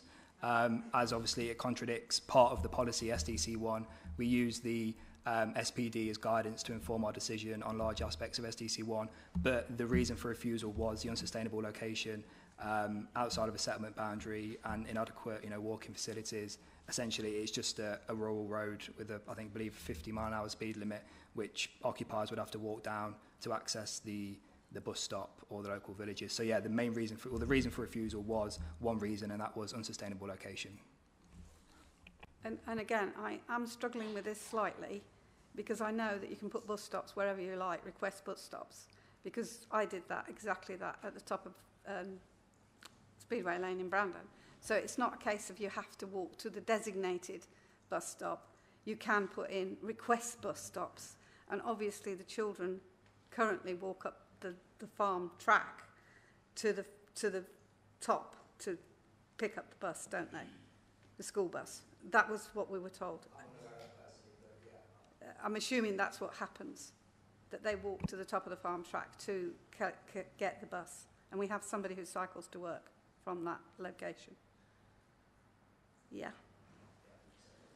So it's not a case of having to walk along Harborough Lane in any way, shape or form. If a request bus stop was put in, they'd only have to walk to the top of the lane, which is 440 metres. Half a mile, roughly, ish. Okay, we've got a number of speakers, but those who are... I just want to make those points. Yeah. Yes. I think there's a bit of a lack of clarity. Yeah. If there's a bus stop placed at the very end of the drive, I'm no highway expert, but it is right at the brow of the hill. You know, so let's move on. We've got a few more speakers. We've already had a proposer and a seconder for deferral. We've got Councillor Ward next, followed by Councillor Mrs Moudis and then Councillor Harrington. Thank you, Chair. Yes, as I say, my initial question, I was quite surprised about the permanent substantial condition of the barn, just looking at the photos, but you did confirm that that was sustainable. I welcome Councillor Garcia's comments about the actual individual case, because I think that actually throws a whole different perception on this. I think I welcome the deferral as well, and I just think we need the clarification on, you know, on the, what was it, the on the actual, the medical needs and the viability. Yeah, I just think we need some clarity on that. So, because that could actually potentially say approval, but at this stage, I don't feel comfortable either way. So I welcome the deferral. Thank you, Chair. Let's press the right button, it might work then. Thanks for that input. So we've got Councillor Mrs Moudis, and then Councillor Harrington, then Councillor Bill Lewis. Thanks, Chair. Yeah, I had some concerns with the structure being considered a permanent structure, because it just doesn't feel like one. It's a worry when we can reuse these structures, but it's not really a building to me. It's more of a lean-to. But is there any way that we could grant personal permission with an agricultural tie so that only users of the farm could occupy the house? Because I know it was mentioned in an initial application that they were going to rent the house out. Could it be that it was just those with the personal circumstances could be tied to the house? Just a curiosity. Yeah, thank you. Yeah, through you, Chair. Yes, with these types of applications where they are in the countryside or the green belt, you know, when you do get new dwellings that come forward, they generally have to be in connection with rural working and rural dwellers.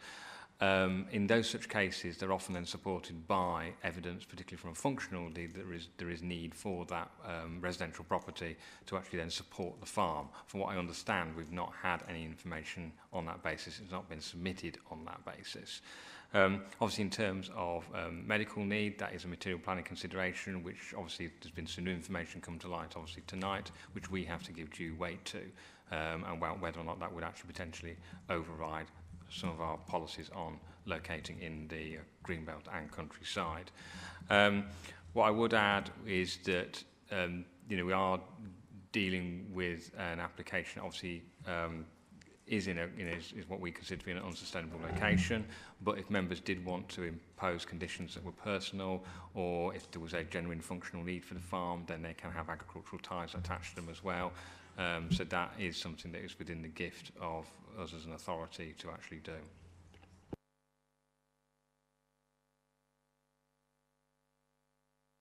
Councillor Harrington. Thank you, Chair. I agree with Councillor Ward here. I think at the moment there's too much of a black hole at the moment. We don't have all the information to us. So for me personally, I can't make a decision from there. So personally, I think I will support deferral until we've got all the information so we can actually make a proper decision, because I think at the moment there's too much that we don't know. So thank you. Councillor Bill Lewis. Thank you, Chair. Clarification from the officer maybe with one matter. I think in the presentation you indicated the photographs that are up there at the moment, that the track we can see was used by farm vehicles. Yeah, so you're referring to the top right image? Yeah. The track in the top right image, yeah. So that I believe extended down to a stable area.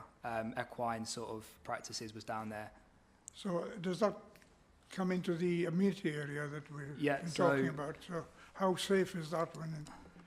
So as you can see from the image on the right, the proposed red line would encroach onto that track. So I would assume that should there be an approval in the future, then that track would have to be diverted within the site. It's not a formal adopted highway or anything, so the applicant or the homeowner would have to divert the track around the curtilage to get to, as you can see, the stable structure on the bottom left there. It would just have to be diverted around the residential amenity area.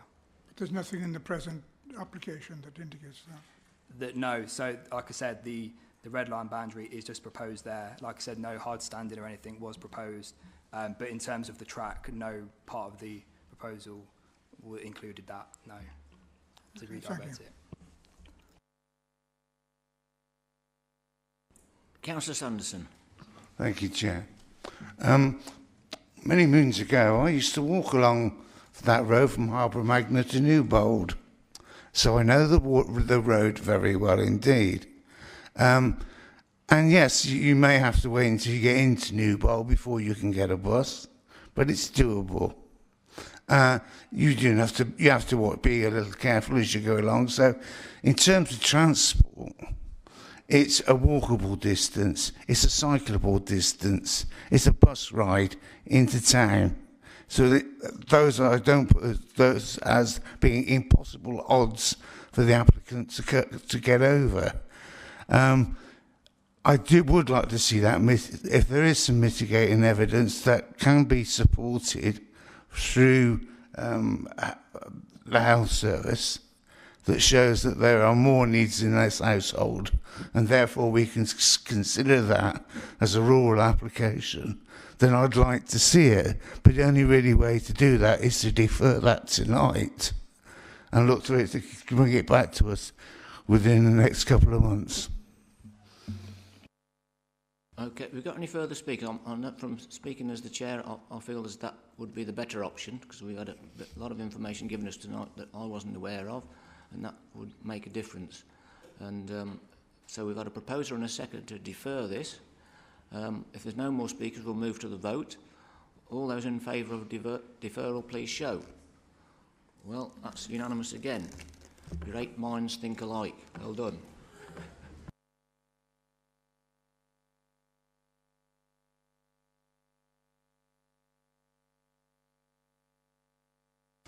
Right, the next one is, which is item number 6, which is going to be brought up to position number 4, which is the Cloudsley Bush pumping station, Copston Magna.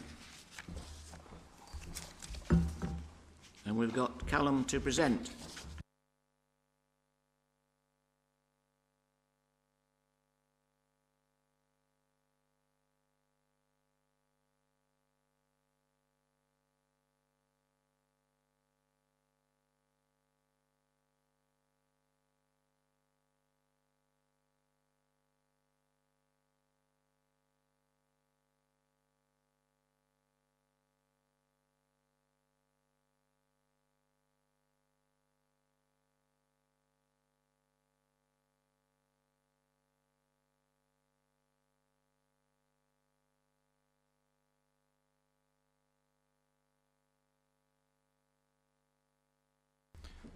Good evening, everybody. /0786, which is at Cloudsley Bush Pumping Station on Mere Lane. It's for the residential conversion of an existing water tower to create a new dwelling. So it's located at an intersection, or just past the intersection of Coalpit Lane, which then turns into Mere Lane at the intersection with the Foss Way.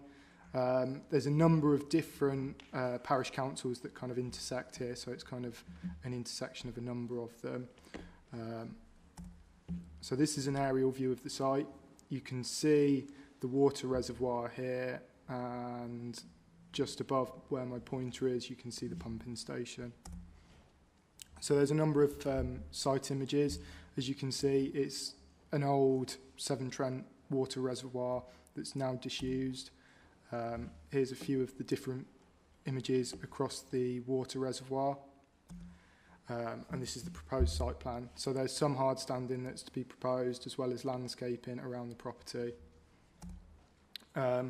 So the proposed 3D sketches, as you can see, there's not too many amendments or too many changes to take place to the water reservoir that's visible.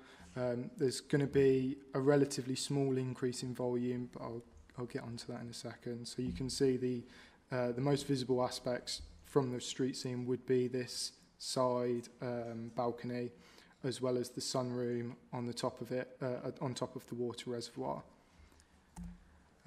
So in terms of principle of development, the site is located in the Greenbelt. It's in the Rugby Coventry Greenbelt, which is ranked 5 out of 5 in the sequential test as least sustainable.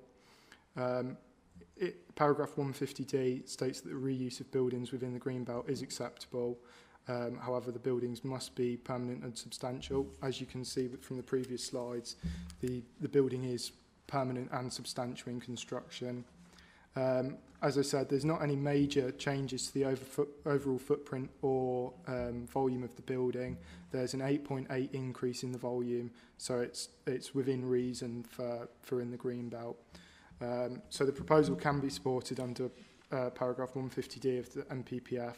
However, converting to a residential use could have future implications and associated impacts on the Greenbelt. So in terms of sustainable transport and sustainable, sustainable elements of the dwelling, policy HS1 states support will be given to proposals that provide good access to community facilities. The development is located quite far into the Greenbelt with limited transport facilities. The nearest settlement would be Monks Kirby, which is at least a 45-minute walk and would require walking along a 60-mile-an-hour road. The next closest settlement would be Wolvie, which is slightly closer, or slightly further away, sorry, but they're relatively similar distances.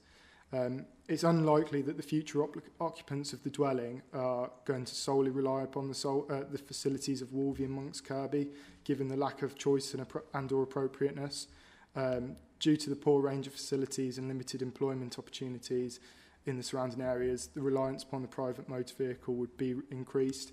It would mean that the occupants would likely have to rely upon larger settlements in the surrounding area, such as Hinckley, Coventry and Rugby. So in terms of character and appearance of the dwelling, there's a limited increase in massing at the development site with some minor changes. The character and appearance is not an issue with this application, since there's appropriate use of materials and the changes, we're in favour of them. Drainage and flood risk management, because the site's located within 10 metres of a watercourse, a flood risk assessment was required. It was determined that the flood risk was very low to low, and that there would not be an increased flood risk from the proposed development. In terms of highway safety and parking, the proposal would provide free parking spaces for the 4-bedroom property. This is a resubmission of a previous application. In the previous application, issues were worked out with Warwickshire County Council Highways to resolve their objections, subject to conditions and informatives.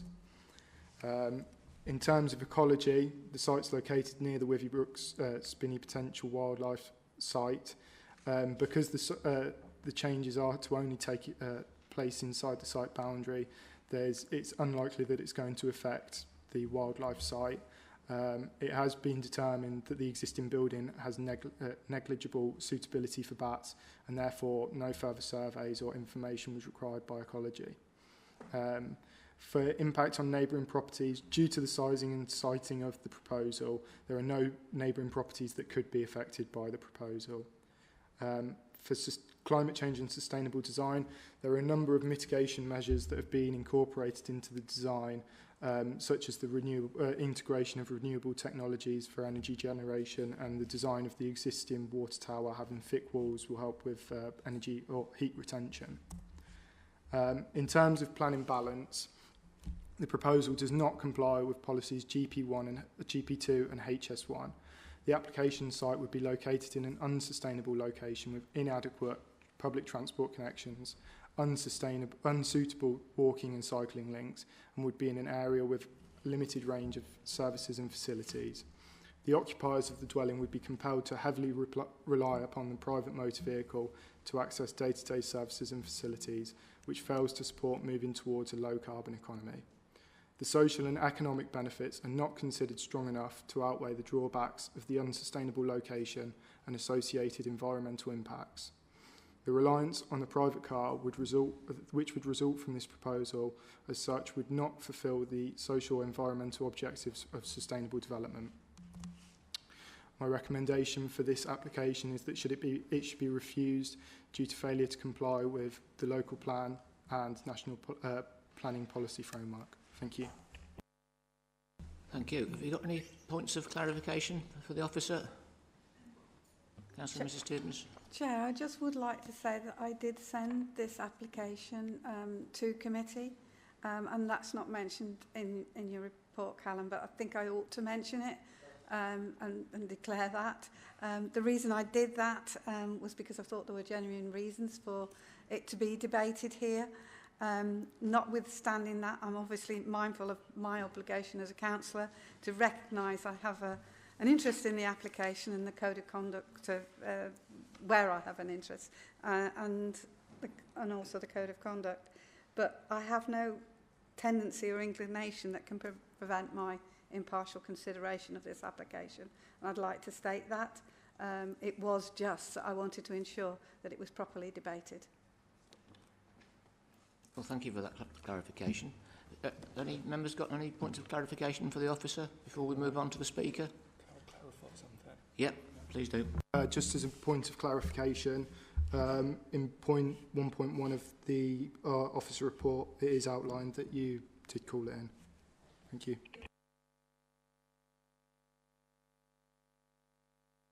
Okay, well, in that case, we'll move on to the speaker, and that's Councillor Adrian Warwick.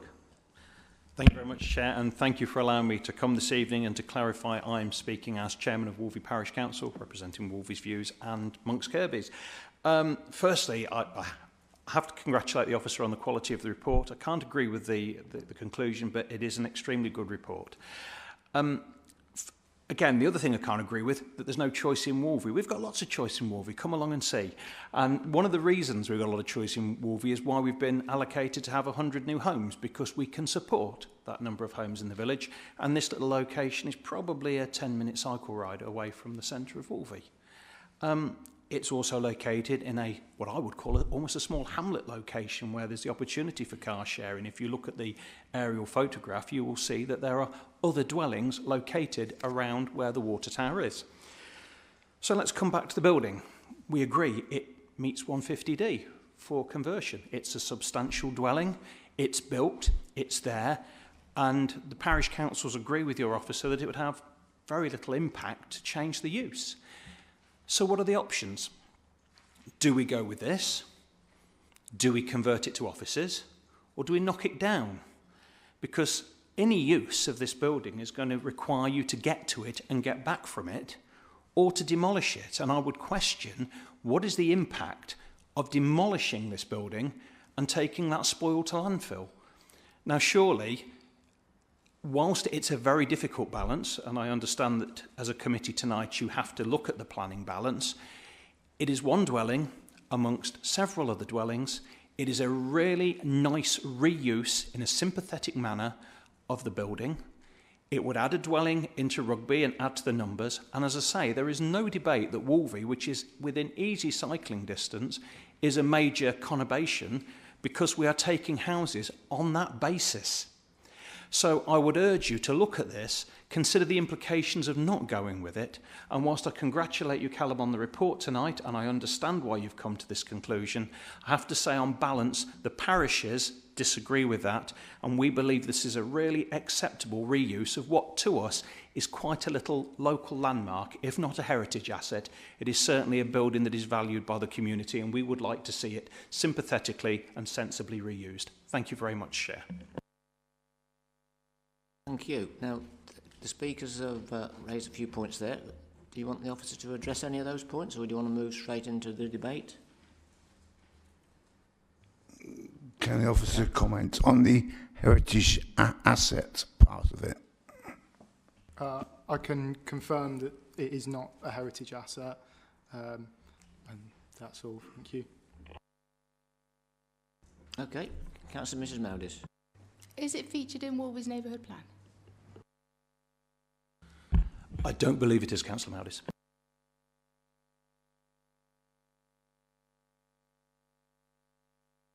Councillor Bill Lewis. Thank you, Chair. Demolition has been mentioned. Is that, are we considering that as an option tonight as part of this application? No, that is not being considered. We're only considering what has been put in front of us, so the reuse and conversion of it into a new dwelling. Councillor Ward. Thank you, Chair. Are we in the actual debate section here? Yeah. Yeah, we're discussing. We are now, yeah. yes. Sorry, just clarifying. Yeah, just wanted to make sure. Yeah, I'm quite interested by this application because it's something different, and I think some important points have been made there about if we don't approve this, what happens to it? And I think that is really important because although I know it's not a heritage thing, I think it is quite a landmark, and I quite like the design. I know that's not a actual consideration, but I do think we should give some weight to the fact that this is something different and it is a bit out of the ordinary. Yeah, I just want to put that into the mix. So thank you, Chair. Councillor Mrs Meadows. I thought there was more before me. I just wanted to say that I think the reuse of the building would be great. I drive past it at least twice a day, and as it stands, it is a little bit of an eyesore. And to make it into a home, I think, and you know, addressing the climate change issues within the design, it all read really good, really green. So I'd like to move it for approval, actually, please. Thank you, Chair. Councillor Harrington. Thank you, Chair. As I'm a little bit of a geek, I do watch grand designs quite a lot. And so I've seen a lot, and also I've worked for Severn Trent 15 years, so I have things like that. I think this is obviously a little bit left field compared to normal, and if you look at some of the houses being produced at the moment, it's so boring, it's ridiculous.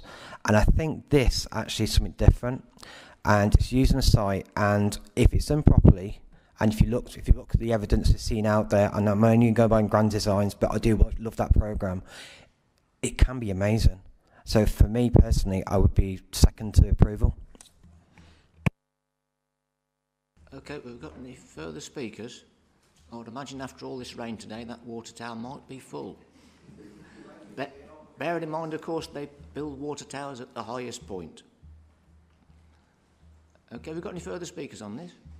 So we need some reasons for approval. Is that the design?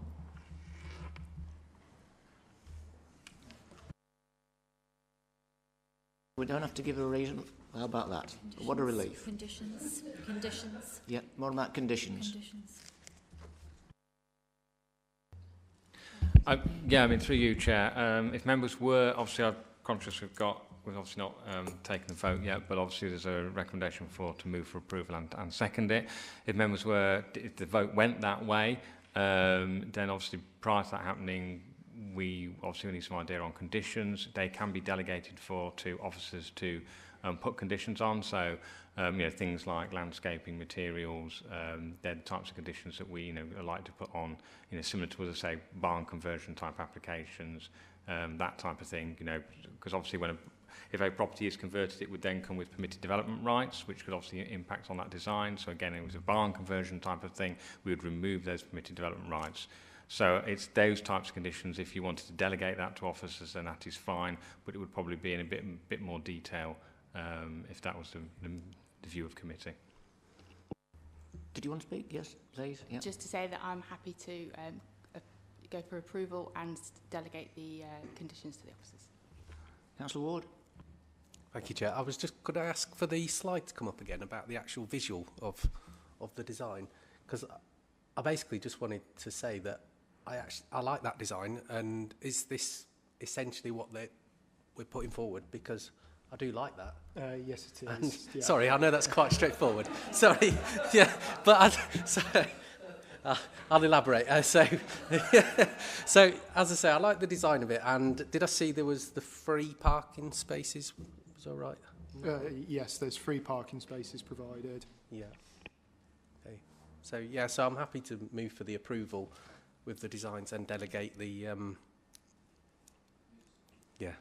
You're too late. Somebody else has already. I know that's already been yeah. said, but yeah, I'm just seconding it. Yeah. Okay. So we've got no further speakers. We've had a proposer and a seconder for approval. All those in favour, please show. Well, what do you believe that? It's only unanimous again. Is that we missed one? We missed. Oh, 2 against. Right. Let's have another show. Let's just have another show. Just make sure we get it right. All those in favour, please show. How many we got there?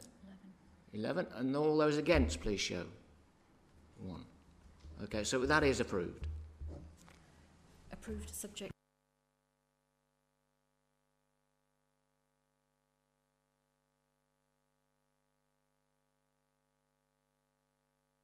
Right, the next item is the one that I've got to leave the room for, which is the almshouses here in Rugby.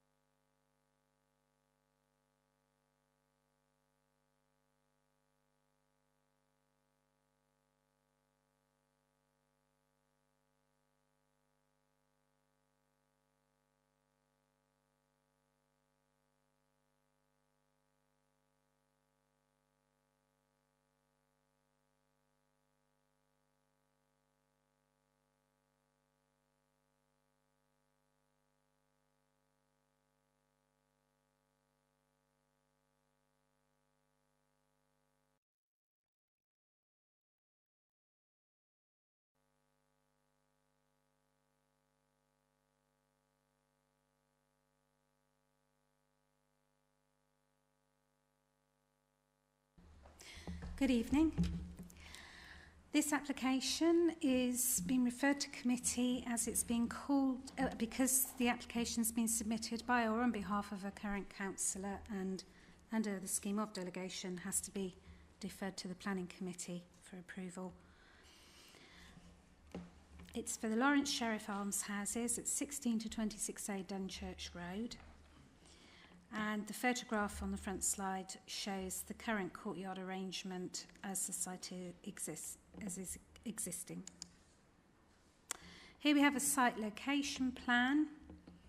It's located close to the Rugby Town Centre boundary and it's inside the gyratory one-way system. Although it's not in a conservation area, the site is enclosed by conservation areas to the west, northwest and east. There are also a number of listed buildings within close proximity of the site, which are indicated by the red dots on this slide and the picture. The blue line is where the town centre boundary lands in relation to the site. So the existing accommodation is set in a courtyard arrangement to 3 sides as seen in this aerial photograph. It's proposed to carry out a major refurbishment of the existing buildings, and this is going to include insulated render, solar panel arrays, and new windows with double glazing. And in addition, there's going to be a new wing that will provide 4 one-bedroom dwellings, 2 of which will be fully wheelchair accessible at ground floor level, and the new building will infill here across the eastern end of the site. So this slide shows the existing and proposed elevation views as you stand on Dunchurch Road and look west. So at the moment the elevation is set right back in, and it will look like this when it's been built. The proposal includes the removal of trees and hedging along the eastern boundary. There's a photograph here from the site visit, so this will be coming out. There's been comments received from the Rugby tree officer, and he's confirmed that they're generally low quality. He's also requested condition 7 so we can secure the details for the new planting that's to go in. So the key considerations, the principle of development. The site's located in Rugby Town. It's the main focus for development in the borough and highly sustainable. Pre-application advice has been followed, and the height of the new building has been reduced from what was originally proposed. Materials will match with the existing and are secured by condition 3. The introduction of insulated render, double glazing and solar arrays is welcomed, and it supports the Council's climate emergency pledge to meet national carbon neutrality standards. The heritage setting of the site is dominated by the approach along Dunchurch Road, with Rugby School acting as the focal point. The new building has a subordinate design within the street scene, and the photovoltaic cells will be black and placed on the south slopes of the north and south blocks, which are away from views within the conservation areas. So this will help to preserve the historic setting. The application site is located within flood zone 1, which has the lowest probability of flooding. Environment Agency have been consulted and not responded. However, the local Lead Flood Authority initially objected to the proposals.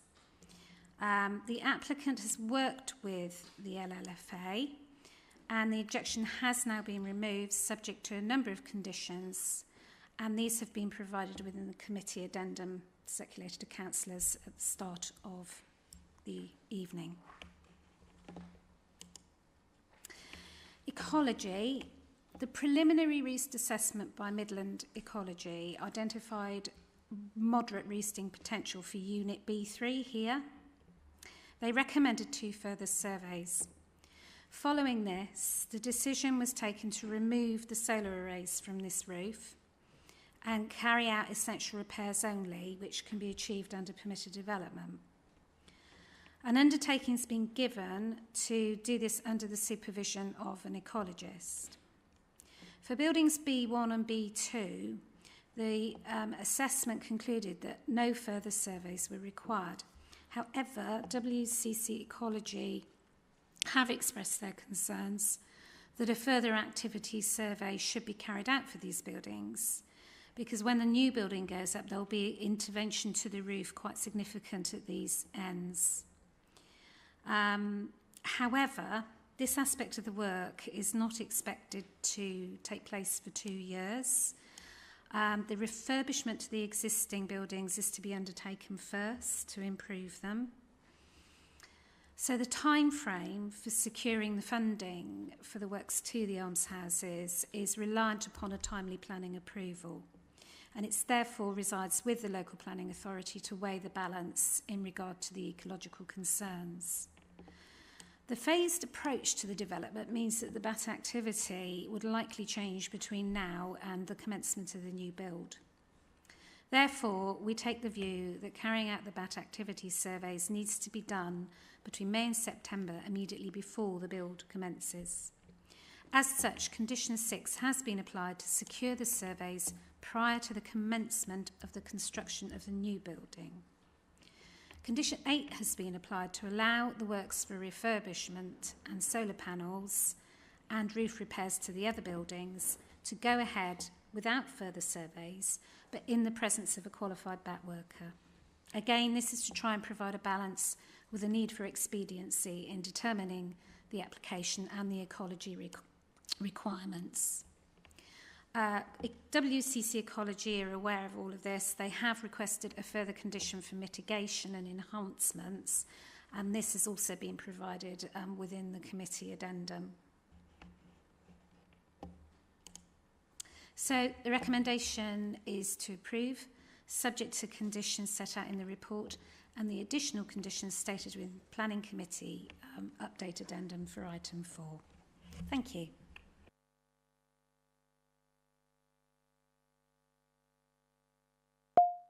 Any points of clarification for the officer?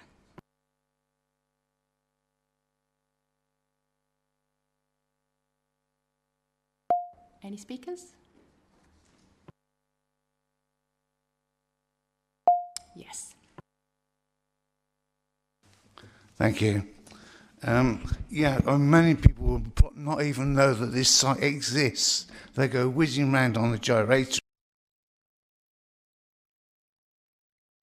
Yeah, it's been there for quite some considerable time.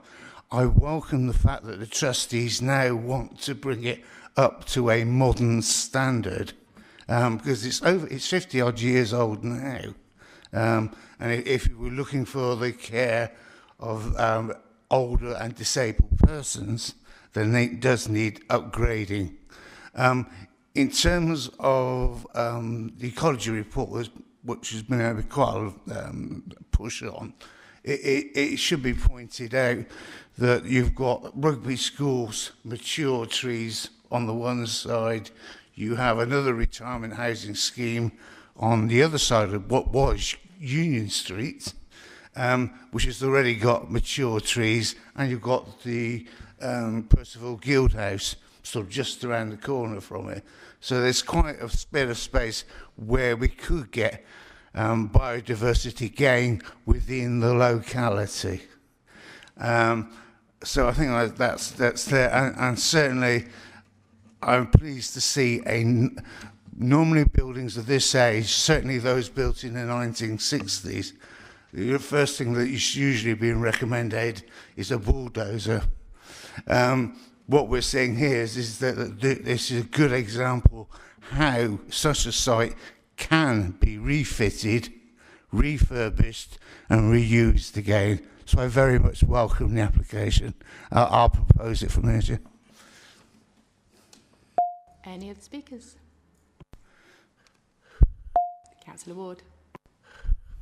Thank you, Chair. Yeah, I'd actually like to second that, because I think it's a really valid point that actually we're reusing, we're maintaining a building, we're improving it, making it more economically, better for the environment and that. So I'm happy to second the approval. Any further speakers?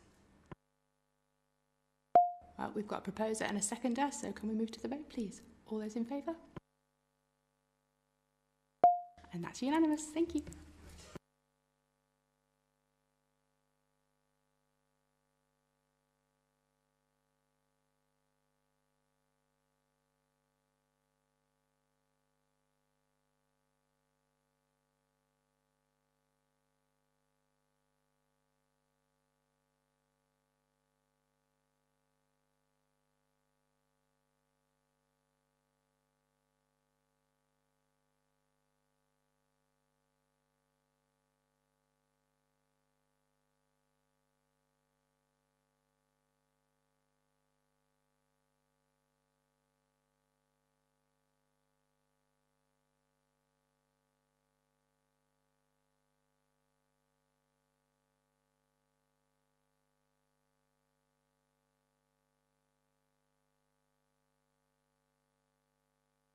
Back with the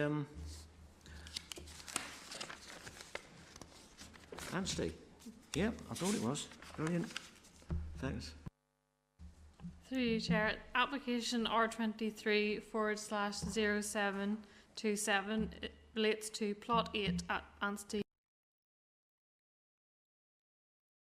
Erection of one commercial unit within use class B8, including ancillary office space and associated development, including access plant, car parking, a service yard, security fencing and landscaping. The application site is on land for which outline permission has been granted for new employment development known as Prospero Anstey. Employment uses permitted by the outline permissions were restricted to B1 and B2 uses. The principle of built development being provided on the application site has therefore already been established within specified parameters. This application is for the erection of one commercial unit within use class B8, which is storage and distribution. The outline permission was not for B8 uses, meaning that it is not possible to bring this proposed development forward as a reserve matters application pursuant to the outline permission. A full planning application has therefore been submitted for Planning Committee to consider.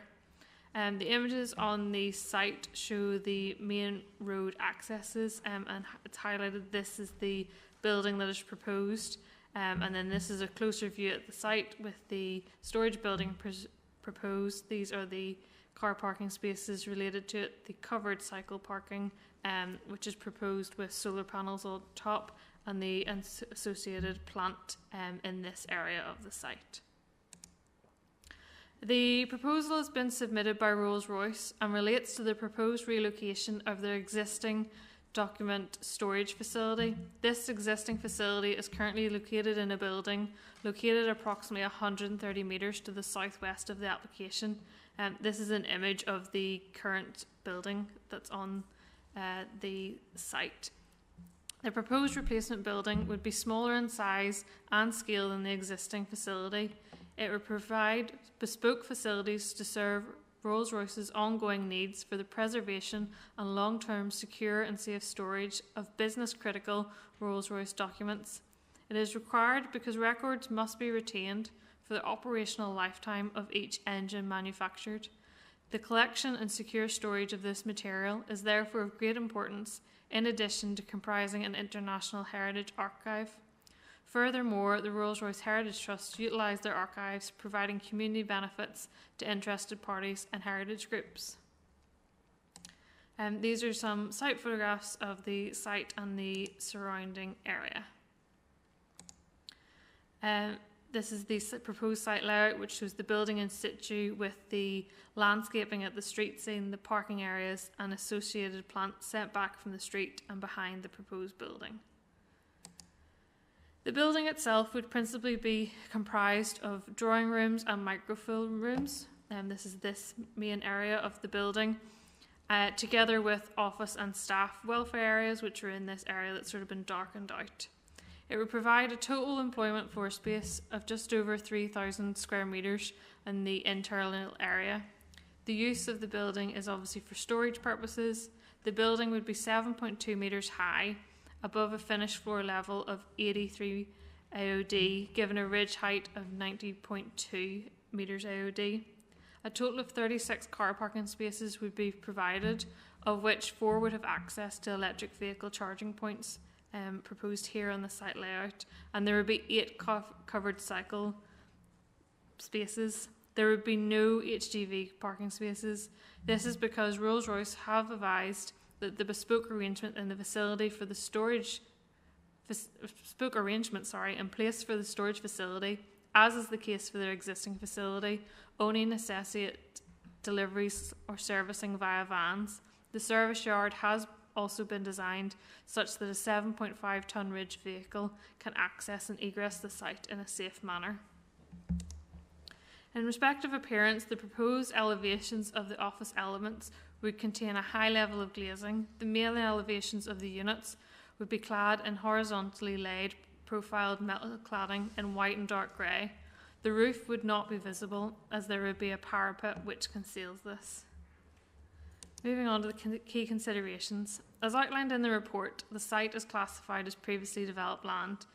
In this case, the application site is currently free from any permanent structures, and therefore the visual impact arising from the proposed building and development would be significant compared to the currently open nature of the site. Having regard to the spatial and visual aspects of development, it is considered that the proposal would clearly cause significant and permanent harm to the greenbelt by reducing its openness. This harm must be given substantial weight in accordance with paragraph 148 of the framework. The proposal would also give rise to some limited harm in regards to checking the unrestricted sprawl of large built-up areas and some moderate harm to assisting in safeguarding the countryside from encroachment. Other considerations that are taken in considered when assessing the application is that the proposal would be within the parameters of the outline, and it was therefore considered that there would be no more harm from this proposal than that has already been approved, and the established status of the site as an employment site. Moving forward on the element of employment development and the principle at the site, in this case, the proposal is for the partial redevelopment of the existing Rolls-Royce site as defined on the Rural Policies Map. It therefore complies with Policy ED1, which indicates support and principle for B8 use class employment development in this location. In turn, the proposal also complies with Policy ED3 of the local plan because it is for employment development outside of the Rugby urban area, but within a site allocated for employment purposes. The proposal further complies with Policy ED3 of the local plan because it is for employment development outside of the urban area, but on a site historically and currently used by B use class employment uses. Equally, the proposal complies with Policy ED2 of the local plan because the proposed office space would be ancillary to the proposed main B8 use. Looking at economic growth, the proposed development would also represent further investment in the Borough arising from the construction of the unit. Other economic benefits would include safeguarding of construction jobs, associated indirect jobs and businesses being supported, potential new construction and employment opportunities, and support of businesses and jobs who provide services to the facility. In terms of highway safety, a total of 36 car parking spaces would be provided, of which 4 would have access to electric vehicle charging points. There would be the 8 covered cycle spaces, and there would be no HGV parking spaces. This is because Rolls-Royce has advised that the bespoke facilities in place for their storage facility, as is the case for their existing, only necessitate deliveries and servicing via vans. The Council's car parking standards are set out within Appendix 5 of the local plan. This indicates that 54 car parking spaces would normally be required for a B8 use of the size proposed on Plot 8. The proposed provision would be 18 spaces short of this. However, the standards within the local plan are intended to provide guidance and critically are not minimum standards which must be achieved. In this case, the application is not for speculative development and the end user of the building is known. Moreover, the proposal is seeking to provide a new document storage facility to replace Rolls-Royce's existing storage facility. The applicant is consequently in the beneficial position of having actual data and knowledge of the number of staff who would work in the new facility. We have been advised that this would be the equivalent of 46 full-time employees employed at the site. However, due to remote working patterns of 50% at home and 50% at the office, and a carpool from the Derby office, the expected number of employees on the site at any one time is 20. Taking this into account, it is considered that the provision of 36 car parking spaces would be acceptable in this instance. Warwickshire County Council Highways have risen no objection subject to conditions, and with mitigation works in advance of occupation and a travel plan to be adopted as outlined by the conditions on the slide. The application site itself supports a number of habitats, including areas of poor semi-improved grassland, dense and scattered scrub, rudimental vegetation, as well as recolonising hard standing. This is comprised of varying ecological value. By way of mitigation, thicket woodland edge planting would be provided between the northern elevation of the building and northern site boundary. Strategic landscape planting is proposed around the remaining perimeter of the site. This would include the provision of formal and mixed species native hedgerows together with ornamental shrub planting and extra heavy standard trees. A construction environmental management plan would be secured by condition, and Warwickshire County Council Ecology has assessed the impact of the proposed development and has requested that Condition 6 is proposed, requiring the submission of a biodiversity impact assessment. This would quantify the value of existing habitats and establish what impact there would be from the loss of those habitats as a result of the proposed development. It would then compare this with the post-development habitat values, which would be derived from the proposed retention of existing habitats in addition to proposed habitat creation and enhancement on site. In the event that this demonstrates that there would be a net biodiversity loss arising from the proposed development, there would be a need for off-site biodiversity offsetting. This would ensure a net gain in biodiversity on other land in the area surrounding the application site and would be secured by Condition 6. Warwickshire County Council Ecology advised that there are still approximately 30 habitat units available to be drawn down upon as part of the pre-agreed strategic mitigation, and therefore there are no concerns that this phase would not be able to achieve a biodiversity net gain. In terms of noise, a noise impact assessment has been undertaken, ensuring that there are no unacceptable impacts, which has been assessed by Environmental Health, who have no objection. Additionally, a lighting report has been submitted in line with national lighting standards, and Environmental Health are also satisfied with this information. Other matters where there is considered no detrimental impacts, which are fully outlined within the report, are as advised on screen. Moving on to the planning balance. From an economic perspective, the proposed development, in terms of harm to the Greenbelt, the application should not be approved except in very special circumstances. From an economic perspective, the proposed development represents a further investment in the Borough by Rolls-Royce. It would safeguard existing jobs, and it would further have a positive and direct impact on the local economy. This is entirely consistent with the designation of the site as an existing strategically significant employment site. Indeed, Policy ED1 of the local plan sets out that such sites should be protected and retained for employment purposes. It also supports the complete redevelopment of such sites where potential impacts, including to the Greenbelt, allow. Furthermore, the redevelopment and intensification of this Rolls-Royce site would help to ensure the Council meets its employment land targets as outlined in Policy DS1 of the local plan. Other economic developments would include the safeguarding of construction jobs, associated indirect jobs and businesses being secured, potential new construction employment opportunities, and new jobs within the borough in the future. It is considered that the clear economic benefits outlined carry very substantial weight in favour of the proposed development. From a social perspective, the proposed development of the site would change this land into active economic use in line with the site allocation. It would in turn safeguard existing jobs in the borough, which would relocate from the existing document storage facility on the site. The provision of job security would play a key role in helping improve and safeguard mental health and well-being, and it is considered that the very clear social benefits outlined carry very substantial weight in favour of the proposed development. From an environmental perspective, the potential adverse impacts of the proposed development have all been considered. The assessment has shown that where there would be adverse impacts, in some instances, in others where potential adverse impacts are identified, it would be possible to mitigate against this impact through a number of different measures and strategies.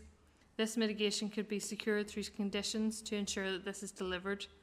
The proposed development seeks to further reduce carbon emissions through the provision of a small number of solar PV panels and measures to achieve better air tightness and thermal insulation levels for walls and roofs than required by current building regulations. This provision and these measures are not required by policies in the local plan and is therefore a small material benefit which would help to tackle climate change, and this carries weight in favour of the proposed development.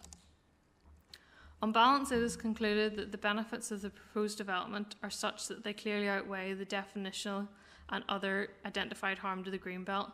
Very special circumstances do therefore exist which would justify the development in the Greenbelt.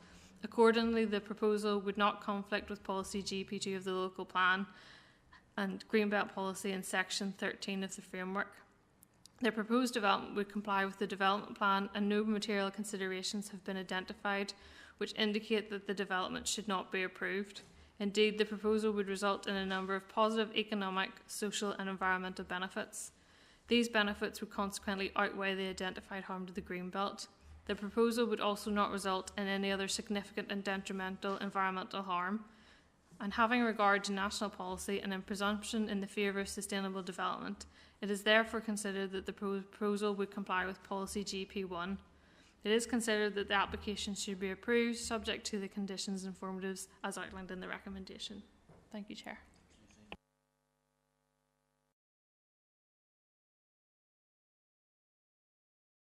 To the officer?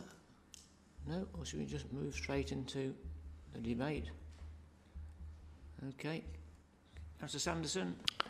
Thank you, Chair. Yeah, looking at this, I mean, I'm mindful that we could be reviewing the local plan in a not too distant future. Looking at smaller industrial units, I think is a positive step for us to be taking now, and perhaps this will be the model of the type of smaller industrial units we want to see going forward. If for that instance, I would certainly support it.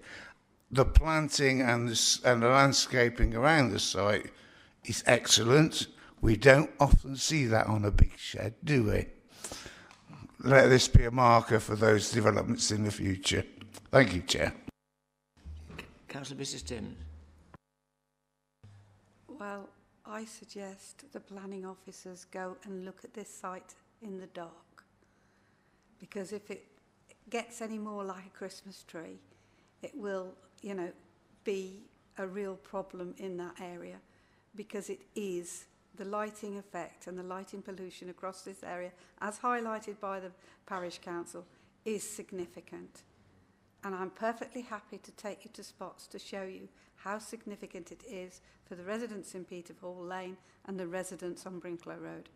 Because I think that is a point that was raised by them very legitimately, and it should be considered. It's not just about national lighting standards. It is about, this is a green belt location and is surrounded by fields and should not be causing the amount of light pollution that it is.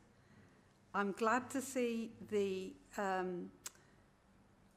condition which actually stops the B8 use being transferred into, storage lorry use, because people can say they're going to come along and only use vans, but actually there's a condition in there that stops the lorries, because obviously the highways have made their decision based on that being vans, and there is significant road movements in that area that was decided by the plans, the original plans. And this should be taking account of those extra movements in the area. I'm happy that there is a condition there. I wouldn't like to see that condition in any way altered. The other thing I would like to understand is how much weight is placed on an informative, because there is an informative from National Highways that says, due to the sensitive nature of Junction 2, i.e. it can't take any more traffic between 7:30 and 9:30 and 4:30 and 6:30 in the evening, because it is completely jammed. How much weight is put on that, and how much does it actually apply to this building? Because obviously the other buildings have never had that applied to them. Is it just specific to this? Okay, that's interesting. That's a bit of a question. Yes, I'm sorry, it is. I should have asked it earlier. It is.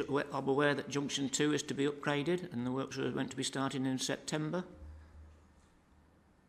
I think there was a planning application for that. No? Nothing? No, through you, Chair, these are possible works that the National Highways can do under their permitted development rights. I mean, in terms of obviously this application, informatives are that. They are informatives. They don't carry weight. We can't enforce against them. Obviously, in the context of this application, then obviously, as the case officer identified, we're looking at, was it 46? Was it employees potentially on it for the actual use of the site, potentially 20 at any one time? So obviously taking that as a whole for the entire site, then we wouldn't be able to, say, enforce, put that informative on as a condition, because it's obviously quite a, on the balance, it's a very low impact compared to what's already coming and going from the site. Certainly the aspect of light pollution, existing buildings have caused the problem. loading bay lights that illuminate and shine across at least a mile, mile and a half across the countryside. It's not acceptable, and there are ways to mitigate that. So we know what we've got to do. The latest Cadent building is like an LED light right across the countryside, and it is substantial. I'd be happy to show you, because it really is having an impact now, and that, I feel, is an impact on the green belt as much as any of the other visual impacts during daylight. That lighting impact is now substantial. Through you, Chair. In terms of the comment regarding the informative regarding to national highways, that does link as additional information really in regards to condition 3, point C, which regards the timing of heavy goods vehicle movements during the construction phase being provided before any development commences. So it's those 2 points that are linked together. Obviously take on board the comments that have been made in regards to lighting, but the report has been submitted and accepted by our statutory, our consultees in regards to that matter. The building is also proposed at 7.2 metres in height, which is much smaller than most of the existing sites, or buildings, sorry, on the site, as outlined in the report.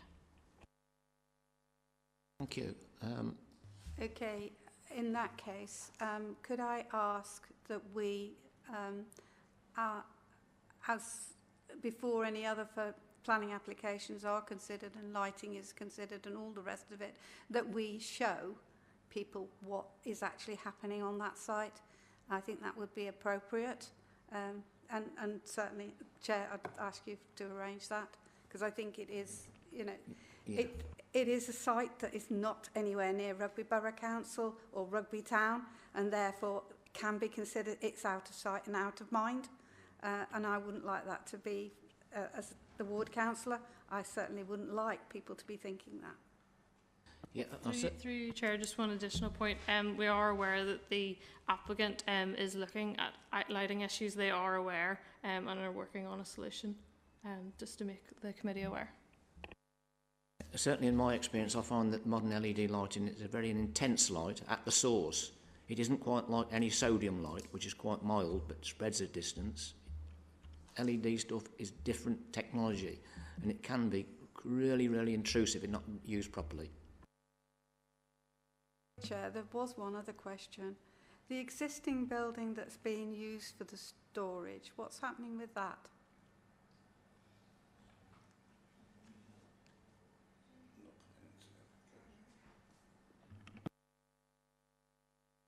It's going to be demolished. Yeah. That's interesting, because the Coomfields Parish Council were given a presentation on this, and for the developer it was called Project Cricket, and very, very interesting, because the building that stores the documents will be reduced down to this size, which is about a third of the size of what it was. Interesting to note that they've got 20 million documents going back to day one of Rolls-Royce engines and on all the parts. That's mind-blowing, isn't it? The value of which is considerable. I can't count how many zeros they are behind the... But interesting to note how they're going to protect that with fire protection, and that is through oxygen depletion. In other words, to suck the oxygen out the vessels that hold the documents, so of course nothing can burn. Okay, so any further comments before I start giving a history lesson?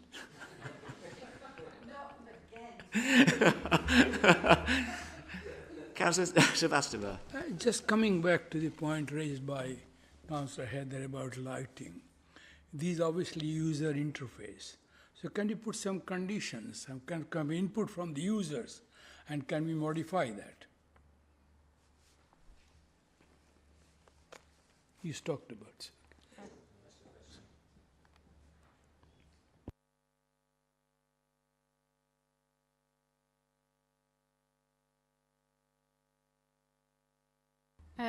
There, on the draft decision notice, there is condition 18, which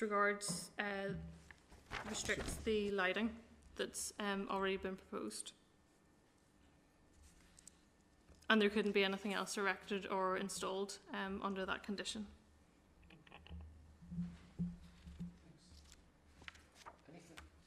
Any further questions? Let's move into the debate. Speakers?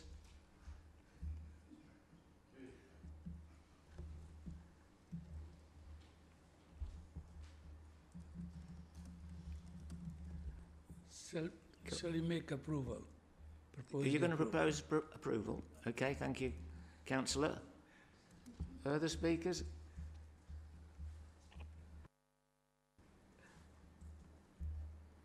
Councillor Mrs Mowdish? I'm happy to second the approval, subject to the conditions laid out. Conditions is important, isn't it? Yeah, absolutely, in this case. Thank you. Right, in that case then, if there's no other speakers that we can encourage to speak, then we'll move to the vote.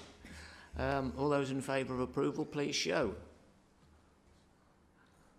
Now, I've counted that properly. That is unanimous. Thank you.